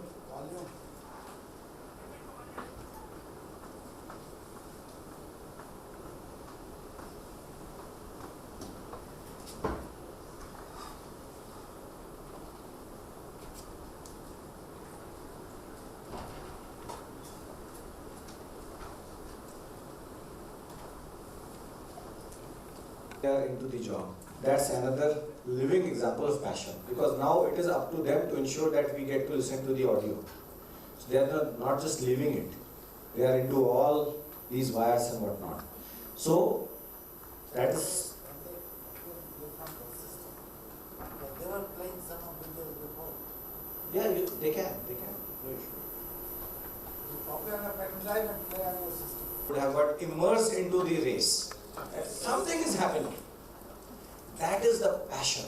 That is the infection, or your nature should be that infectious. You have to give to your team. If you cannot pass on that kind of energy, फिर तो self मिल रही है सबको ना. Tension क्या है? But if you want to be one step ahead or a different from others, you will have to show something different. This is the very same point spoken by Sampath Saab. Find a coach. Candor. If someone is not there to give you a positive, brutal, honest, correct feedback, it's time to change your friends. Because in corporate world, especially in India, we have a habit of sugarcoating our things. एक line कहनी है, we'll speak in 10 lines, moving round and round jalebi बनाते हुए, without meaning or without speaking the correct couple of words. So you need to find someone who can give you the very right feedback. तू गलत था. And all the adjectives what friends talk about. Fine? Lead with context, not control. Now again, to market myself, all the pictures are of mine only. Why I have put in all these pictures? When I started working with Ducati, I immediately understood that not my sales training will take me where I wish to. We spoken about that will not take you there, where you are here, something of that nature. Because all my customers, they know more than me. They have been riders for the past couple of years. They understand better biking than me. So I know how to sell. I do not know how to ride, or I do not know, or I do not understand the nuances of biking. So I learned biking in a proper way. What you can see on the pictures, there are two kinds of bikes. In commuter bikes, we simply say a bike is a machine which will take you from point A to point B. But here in our business, it's not so. So the bike on the left hand side you can see, which is multi-strada. That is known as adventure tourer. Multi is many, strada is street in Italian. So by name it means it can go to many streets. So that is That picture is on the way to Spiti, right? The other picture is of Panigale, which is known as a track bike.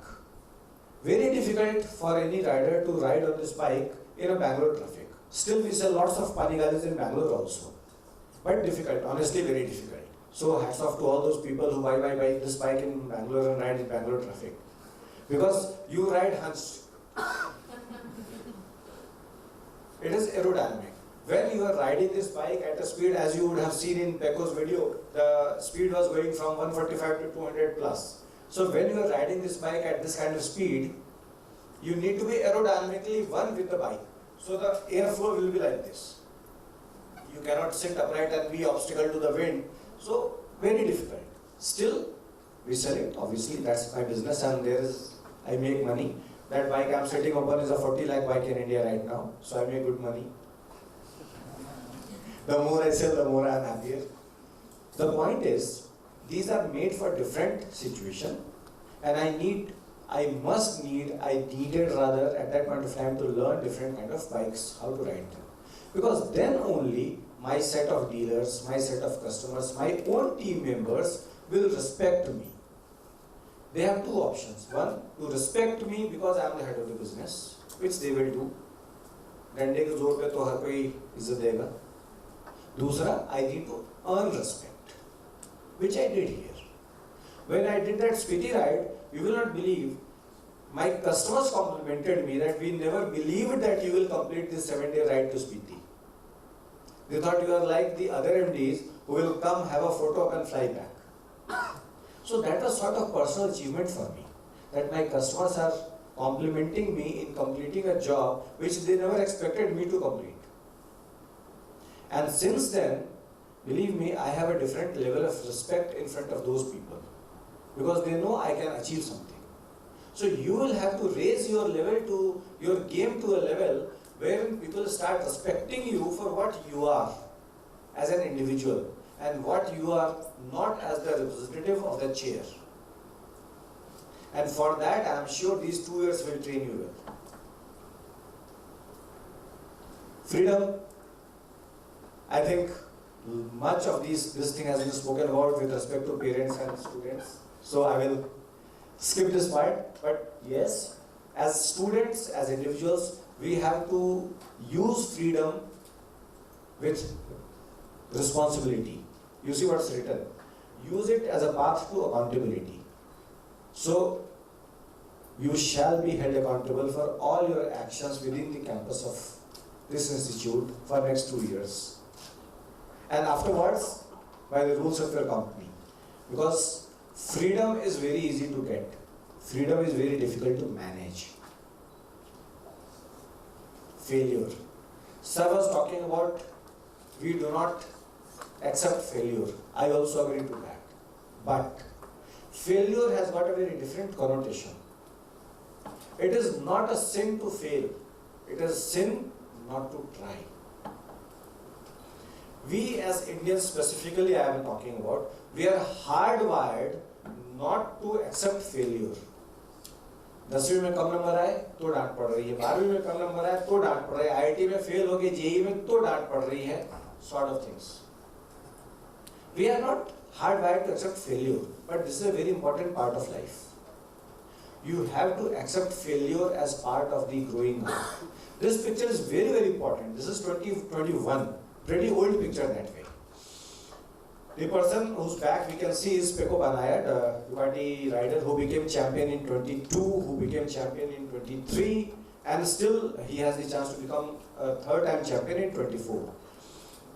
The week prior to this, he had won the race, and in this race, if he would have won the race, he would have won the championship for the year.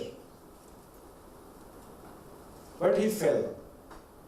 And with that fall during that race, his chances of winning the championship were out. It was now very clear that Fabio Quartararo, who used to ride with Yamaha at that point of time, even he is riding with Yamaha today, he would have won, and he won. In that particular race only he won. So you can see the other rider of Ducati, Jack Miller, comforting Pecco Banaya that no worries friend, it happens. So Jack is an Australian, so I'm sure he would have said, mate, doesn't matter. So whatever he spoke. And Peko took that failure despite knowing that he has lost the championship of 2021. He took that fall in his stride. Very next week, he won the race. So that is what we are supposed to do.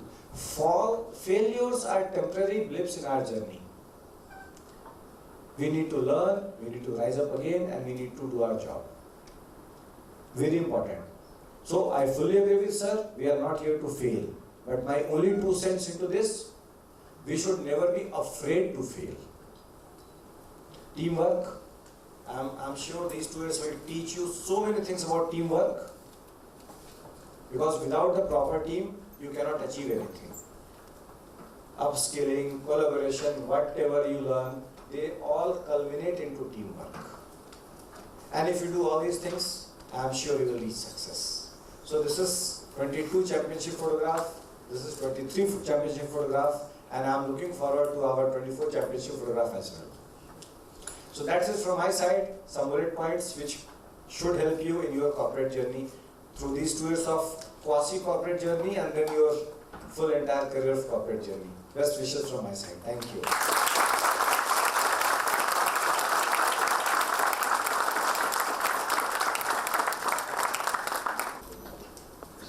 Mic check. A heartfelt congratulations to Mr. Bipul Chandra for 25 years in the industry. 26.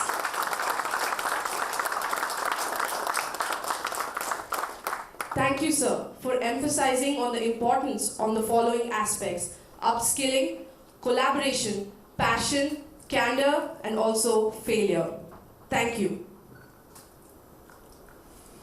It is with great pleasure that we introduce to you our keynote speaker, Mr. Prakash Kamath.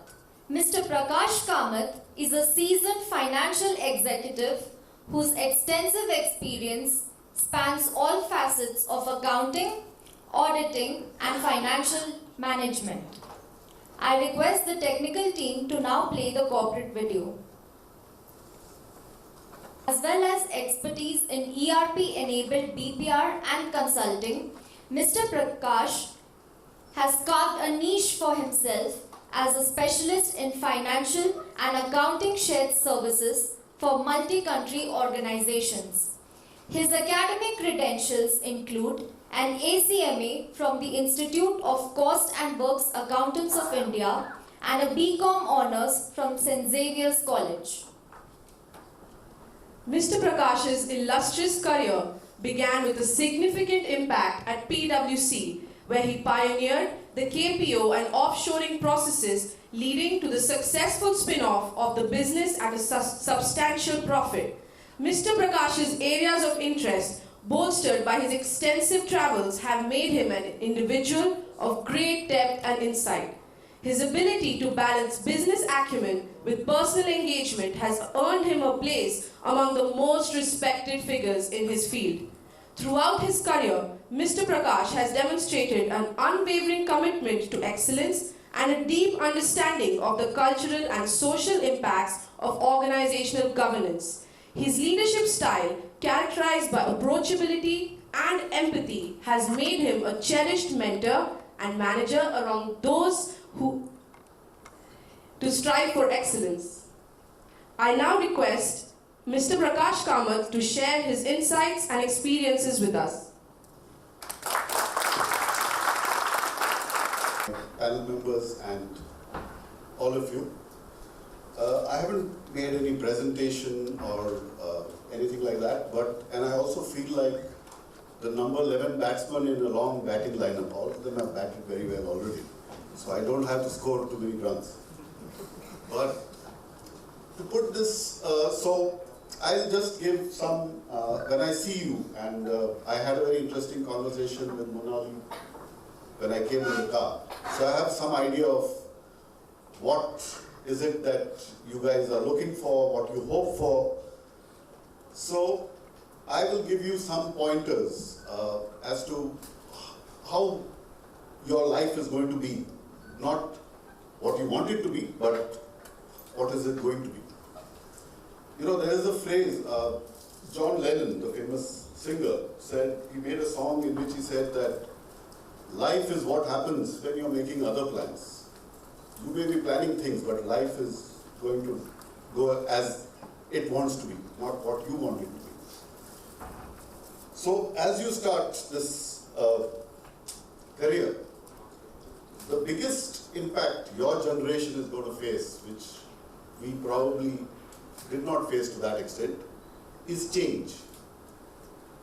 Now it's not just change, we all face change, we face gradual change. You will face ultra fast change. Change so fast that whatever you learned 5 years ago will not be relevant today.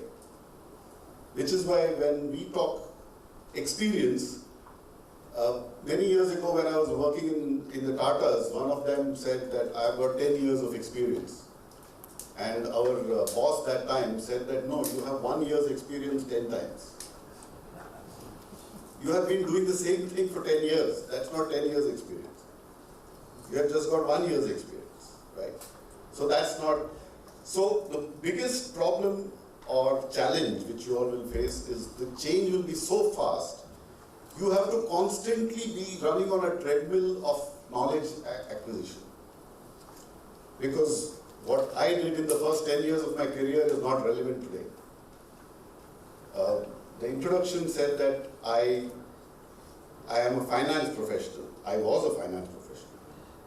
Then I became a technology professional because I implemented SAP and Oracle. Then I became an outsourcing and offshoring. So I set up shared service centers, moved work from other countries to India. That was also a job. Then I became a consultant, where I helped companies set up financial systems or any systems. Now I'm in human resources. So what I studied and what I'm doing are two completely different things. So you're going to, it is like being thrown into the sea and you're going to constantly be swimming. Sometimes you can hold on to some branch, sometimes you can swim to the nearest coast and hang on to it, but you have to be all the time running. You have to always be acquiring knowledge all the time. And this can be intellectually very stressing. You can't stand up and say, I've got 10 years experience, because even when I tell my daughter something, she is of your generation. When she got this job, she's changed 4 jobs in 6 years. I've changed 3 jobs in 35 years. Right? So, she said she's going to become a UX expert. Now, I don't know what is UX. I did not know. In spite of all my traveling, my knowledge, my reading, my corporate experience, I did not know what is UX. But it's a job which apparently pays well. So I had to go and understand what is the job she's doing. Because I didn't think that a job which I didn't know about could pay so much. And now she tells me that my bank is recruiting a big UX person in the market. And I'm in HR and I didn't know that. Right? So her networking in that space is actually much better than my own. And that is the sort of challenge or where you have to be in that space. It is not enough that you just rely on coach, organization, whatever it is, but finally it is your job to be on that treadmill as fast as possible, all the time running. So that's one, speed of change. Second is foresight. Foresight means what is coming, not what has happened, but what is coming. Because what is coming will decide whether your job exists, your company exists. Because I have seen companies disappear. They're born and disappear in a space of 10 years. Everybody's heard of the BlackBerry? Does anybody have a BlackBerry today? No. But I've seen we have all seen BlackBerries being born and BlackBerry dead today. Right? Was it a bad product? No, it was a fantastic product.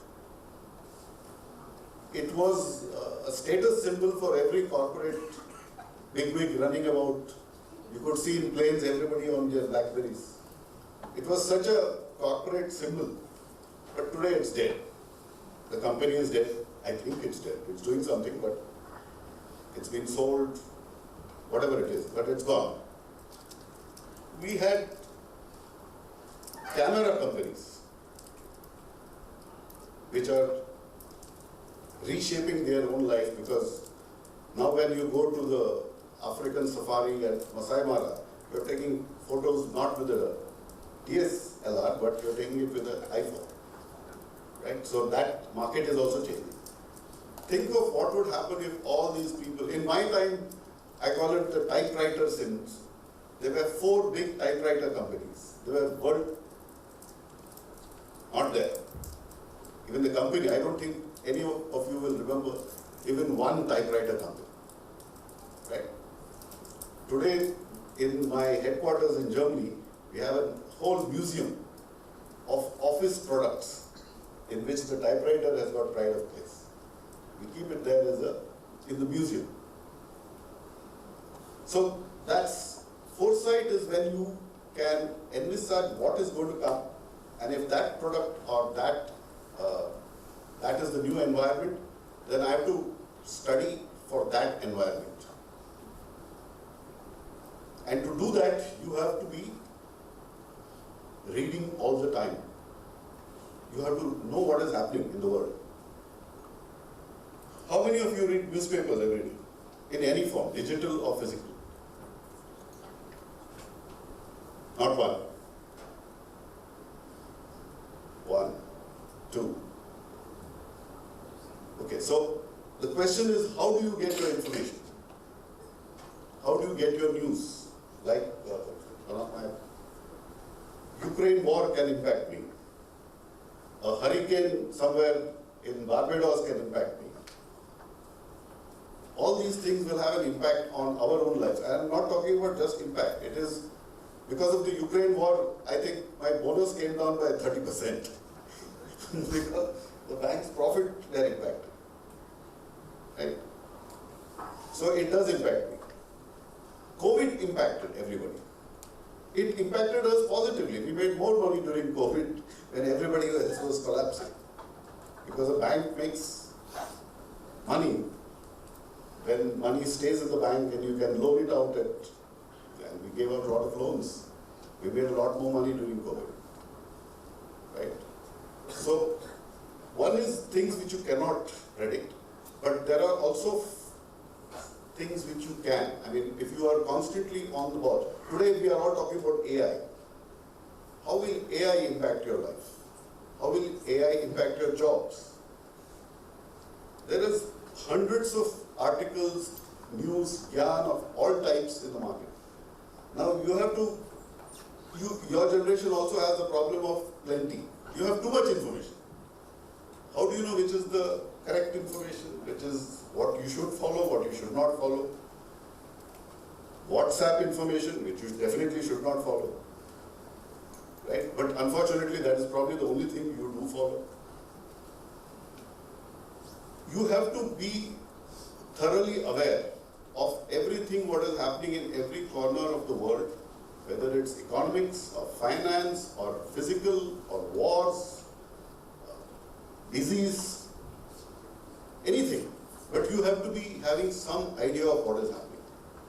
Otherwise, you will be always doing things, preparing for a problem or an opportunity which is not there.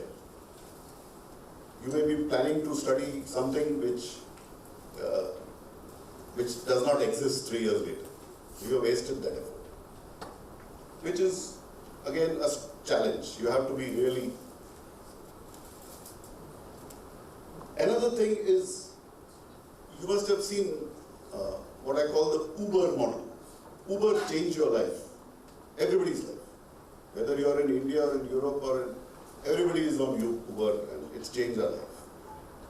Now think if you were a taxi driver in Mumbai. suddenly your income will disappear. They are all struggling. So what do? Nobody told them what this Uber chap is going to come and take over my job in Mumbai. Right? So people have tried their own ways to fight it. But at the end of the day, it changed lives of the customer as well as the person involved in it. There were lots of companies which had car hire. There was a company called Nehru Cabs. It's gone because that model directly clashed with Uber and Uber was better. So it's gone. So that's the how you envisage these future events. That's where you will not just retain a job, smart people will make a lot of money on this. It's called betting on something to happen. Whether it's Bitcoin, blockchain, a new technology, AI, anything. It is going to change your life. Now you have to figure out how it is going to change your life. And that you can get by talking to relevant people, reading about it. So please read extensively. That book which Kaushal mentioned, Black Swan. In fact, read all his books, Nassim Taleb. There is another book called Skin in the Game, written by the same person. Read it, because you have skin in the games. If you fail, you lose. Nobody else. Right? So that's another critical part, which is foresight. I already talked about awareness and knowledge. I can't emphasize that strongly enough. If you don't read, if you don't get your knowledge from somewhere, good knowledge, relevant knowledge, correct knowledge, you're going to fail. No matter what degrees you have, what you do, you have to have knowledge which is current and relevant. Not what I studied 5 years ago. Relevant. There is something called intellectual laziness, which is a very important thing for your generation. He had mentioned that people come to an interview without knowing anything about the organization. That's a very common thing for me. I interview hundreds of people, and almost all of them come without doing any homework about the company which they are interviewing for. What is the products which that company has? How much? What is their turnover? Are they profitable? How much profit they made last year? Basic numbers. It shows that you then have got some knowledge of that company. If you come and say, I do some WhatsApp reading or some Wikipedia reading and come, that's not the knowledge I'm looking for. You have to show that I have made an effort because I want to join XYZ company. If you don't make that effort, it comes very easily. I make my interview decisions in the first 10 minutes. As soon as a person walks in, sits down, then I talk to him for 5 minutes, I have made my decision. After that, no matter what happens after that, is not relevant. I'm not bothered. Also be aware of things outside your core business. You may be a finance person, doesn't mean I'm going to ask you questions on finance. I went to IIM Calcutta once to interview people. They are all brilliant people. And when I asked them, I said, very recently there was a court judgment which abrogated that law about gay rights, right, in India, which struck down that. So I asked them the opinion on that. A, they had not read about it. They didn't know it had happened. Some of them didn't have an opinion because they hadn't thought about it. Is it good? Is it bad? Where is your stand? They didn't know. Now that's a warning bell for me. That means person is either unilateral, he's only thinking of one subject, which is not what we want. We want well-rounded people.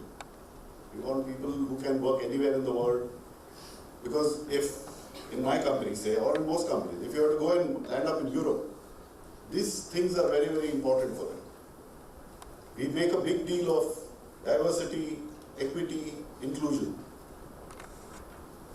We go out of our way to get people who are gay or trans or whatever, all that, diversity, women, all that.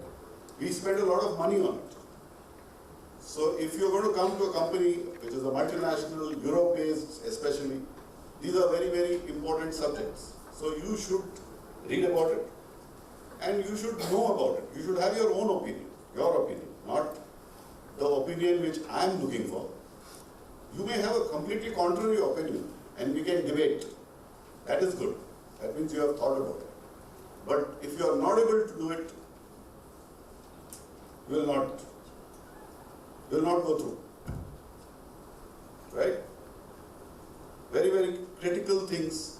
So don't be intellectually lazy. You have the world at your feet. You can read 1,000 books.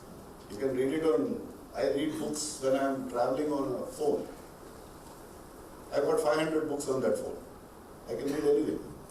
I can read humor. I can read a very serious economics book. I read both. So you should read because of the importance of the written word. Written word is written by people with great, who have spent a lot of research, time and effort to write about it. So please absorb those things rather than, one of the things which sometimes irritates me is when young people say, I get my news by shorts. In shorts. I get in shorts. In shorts is not the way to read news. In short gives you headlines. It's more short headline. But if there are relevant subjects, you have to go in and do a deep dive on that subject. You are 23, 24 years old people. You're adults. You're going to get married if you're going to have kids. You're going to have to manage money. There are 1,000 things you will have to be responsible for as you go along. And knowledge about all these things is very important. Right?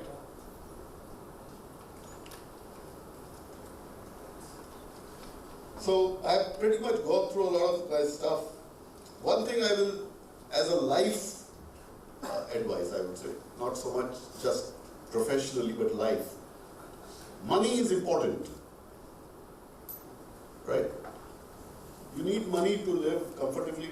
You need money for health. You need money to look after your parents. You need money to look after your kids. And for your own life. And money has to be kept over a lifetime.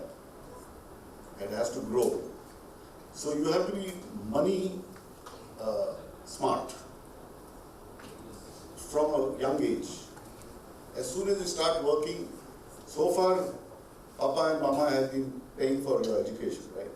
Now you're going to come to a stage where you may move somewhere and you have to live your own house, you get a salary. On that salary you have to pay rent, you have to do XYZ, khana, all that you have to do in that salary. That's when you realize, at the same time you have to save for future. And so manage your money well as you go along, right from today. Right from as soon as you start working with your first salaries, right? That's the last. So I would just end with a quote. I love English and I read a lot. So this is a quote from Julius Caesar in Shakespeare. And you should, it's called, there is a tide in the affairs of men. Because Shakespeare wrote in the 18th century, he didn't include women, but I'm including women. There is a tide in the affairs of men and women, which taken at the flood leads to fortune. Omitted, all the voyage of your life is bound in shallows and despair. What does that mean? It means that every stage of your life you're going to get a wave. Like surfing. If you can catch the wave, you'll go up. If you miss the wave, you will be right where you are. And you're going to keep getting these waves. And that's why I said foresight is important. You have to see when that wave is coming. and try to get onto it and then stay up. Because if you know surfing, when you stand on that surfboard on top of a wave, you can fall off. But you have to keep trying to get onto that. And most of the successful people in life are people who have done that.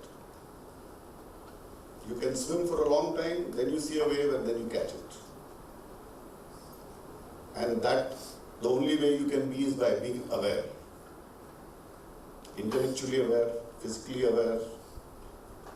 So with that, I leave you. God bless and the very best of luck to all of you.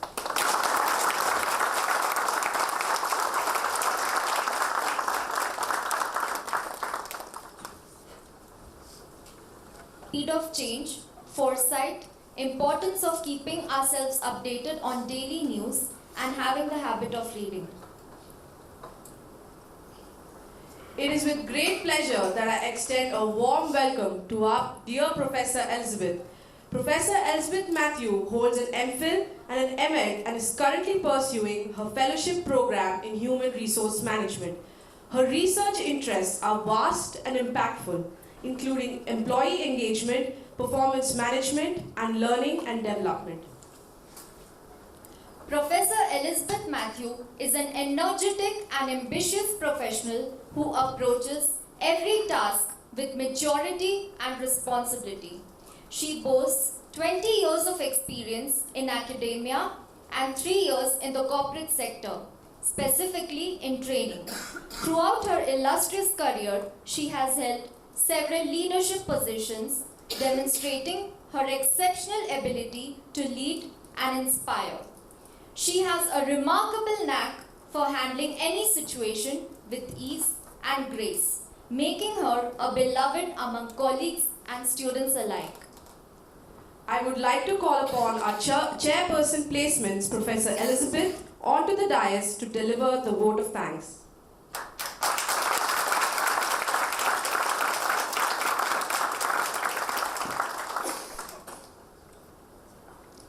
Thank you, Ms. Shelley and Ms. Shaina, for inviting me.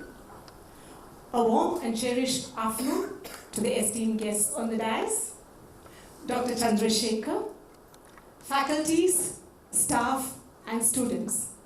On behalf of International School of Business and Media, I deem it a great honor and privilege to stand before you to deliver the vote of thanks. Quote by Albert Schweitzer: "At times, our own light goes out and it's rekindled by a spark from another person. Each of us has a cause to think with deep gratitude of those who have lightened the flame within us." Unquote. I take this opportunity to thank the dignitaries on the dais for rekindling the spark within all of us. On behalf of everyone, I would like to extend our heartfelt thanks to our distinguished chief guest, Mr. Kaushal Sampath, founder of Rubik's Data Science Private Limited, for gracing this occasion. Your presence, your enlightening insights about life experiences, about the advancement of technology, risk management, cooperative collaboration, etc., have been a beacon of light to our young minds. You have inspired us to explore new frontiers with enthusiasm and curiosity. Thank you, sir. Now, I request Ms. Sanjana and Ms. Shrisha to present a token of appreciation to our chief guest, Mr. Kaushal Sampath.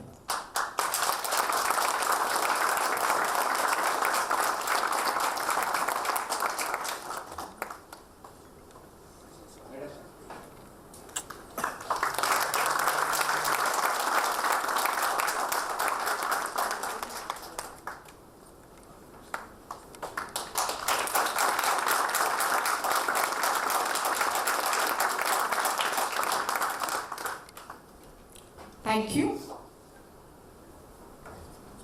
We are profoundly grateful to our chief guest of honor, Mr. Bipul Chandra, Managing Director of Ducati India.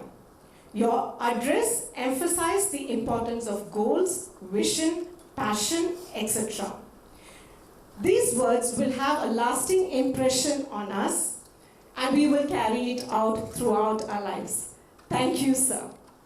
Now, I welcome Mr. Siddharth and Ms. Sanjana to present a token of appreciation to our distinguished guest, Mr. Bipul Chandra.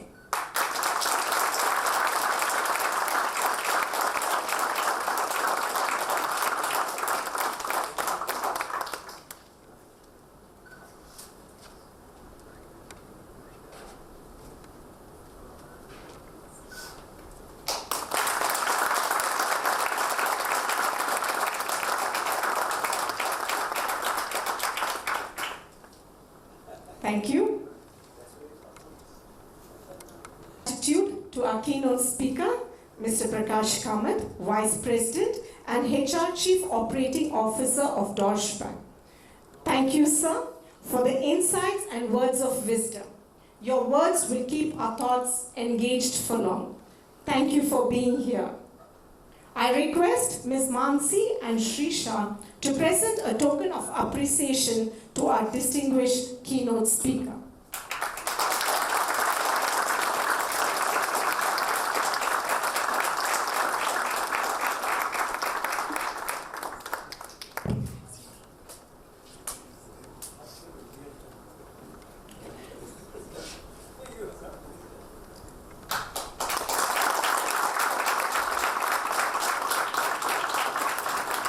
Thank you.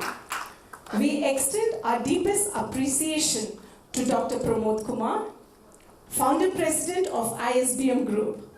Your words of wisdom and encouragement remind us of our mission and motivate us to reach new heights. Thank you, sir. I now request Sanjana and Shrisha to present a token of appreciation to our Founder President, Dr. Pramod Kumar.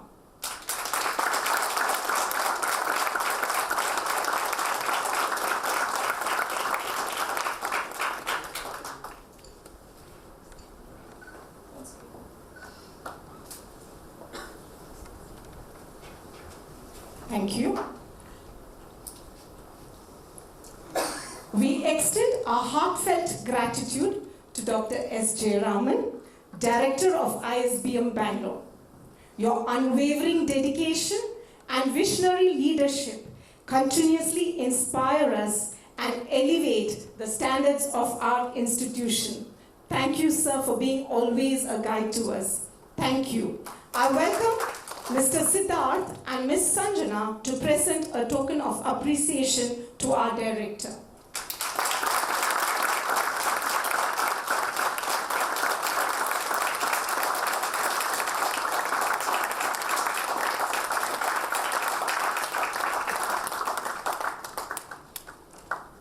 Thank you.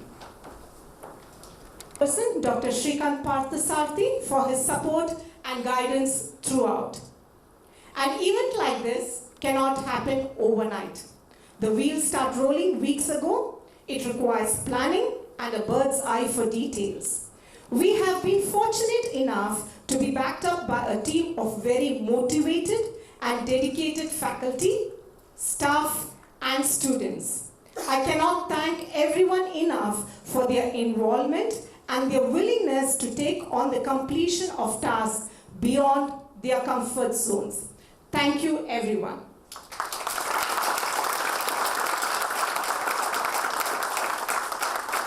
My thanks to the entire marketing team for making this event happen. I also want to thank the people who worked behind the scenes to execute this event, the technical team, the admin team, our associates who provide material support, Mr. Jiva from Endurance Events, Mr. Jagadish, our photographer, and all our housekeeping staff. Last but not the least, I would like to welcome our new joinees and thank the parents for having faith in us. It's such a joy to have you all here. Students, we look forward to a great journey together in the coming years. I once again take this opportunity to thank one and all. Thank you.